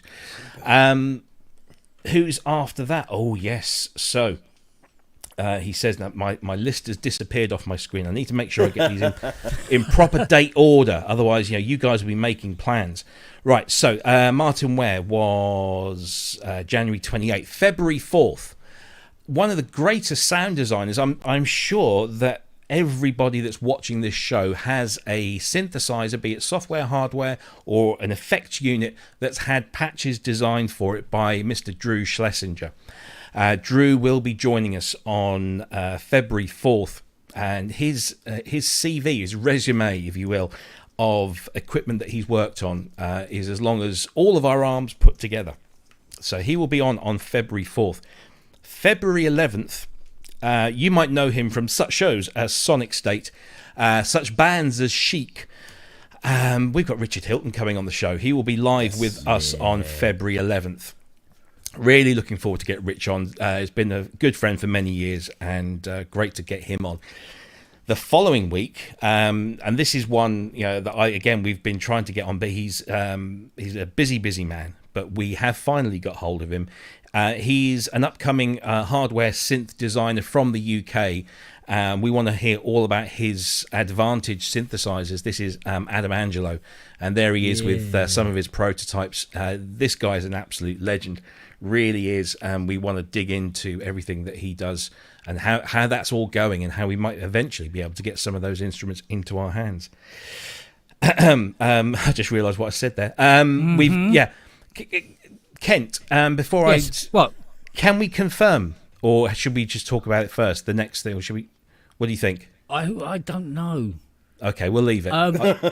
Because you know what it's like. Yes. Yeah, everything's like la la la la la, and they go, sorry, bye, and yeah. Okay, we'll sit on that one. We'll sit in our hands on that one. March 4th. David Bryce, whose name has been mentioned a few times, but David has his fingers in many pies. He's a great player. He's a great performer. He's also working for Cloud Microphones. He also works with Reverb Foundry and lots of other things. So we've got David Bryce coming on the show on March 4th. And then following that, we don't have an image for him yet. I'm not going to hassle Ben because he's been super busy doing all the others. But on March 11th, we've got Dan Goldstein from Cherry Audio. So he's going to be coming on and telling us all about all the Cherry Audio plugins that they've been doing. That's going to be fantastic. And then later on in April, we're going to be joined again by the wonderful Michael Whalen, of course, who Michelle knows because Michael sits on your board, if I'm not mistaken. Yes. As in your board of directors, not your sideboard in your front room. I thought you were going to say porch. Yeah, Michael just sits on the porch, tinkling away on his mini-mo. Go away, Michael. Yes. But Michael, who is a composer extraordinaire, fantastic instrumentalist, who's got the fastest fingers on the East Coast and probably on the West Coast as well. He's got a new album out as well. And he's got a new album coming out. So, we're going to have him on the show. That's going to be out around the time that he comes on the show. And we are fast working on many, many other guests. So, for example, we are trying to get David Arnold back on because David, if you remember, came on and could only do half a show. So he told us he owes us half a show. So we're going to try and get him back on as well. And we've got lots of other fingers in lots of other pies to try and get more people on the show for you in the coming months. But I think you'll agree that's a pretty tasty lineup. It's not a bad start, is it? We've started off with Michelle. I mean, you can't get better than that. So, it's just fantastic. So thank you to all of those people for agreeing to come on the show. Thank you to our wonderful audience for, again, just sticking around with us for the entire 2 and a bit hours. If you're watching us on catch-up, thank you ever so much for coming back and seeing us again. Don't forget to check out our channel where you'll find all of our previous live shows and a few other little gems that we've recorded in the past. Don't forget, please, also to hit that subscribe button That would be fantastic if you could do that and share our content as far and wide as you can. Hit the like button as well, which is kind of down there somewhere. That would be fantastic. And of course, don't forget to go out and buy your Synthesizer Pioneers calendars right now, whether you're in the UK or the US. We'll post all those details in the group later on as well. Have I missed anything? Is that everything? Oh, that's pretty much. Yeah? Yeah. Cool. Yeah. Excellent stuff. Well, Michelle, again, thank you ever so much. Send all of our love to everyone. Send our love to Molly. Molly's fantastic. Banging emails to her backwards and forwards. She's been a great help. So please pass on my thanks to Molly. And all the very best to you and your family. And we'll again see you very, very soon. Thank you, Ben. Thank you, Kent. Thank you to our wonderful audience. And hopefully now this finger is going to stop the show and we'll all say goodbye. And it'll all be really cool. It'll be dead awkward because we'll all still be on screen because it's not working. I know. It's just I'm so scared. I'm so scared. So here we go. Let's all say goodbye together. Thanks ever so much, everyone. Take care. Bye-bye. Have a great weekend. Stay safe. Everybody. Yeah. Take care. Bye-bye. Bye. Bye. Bye. Bye.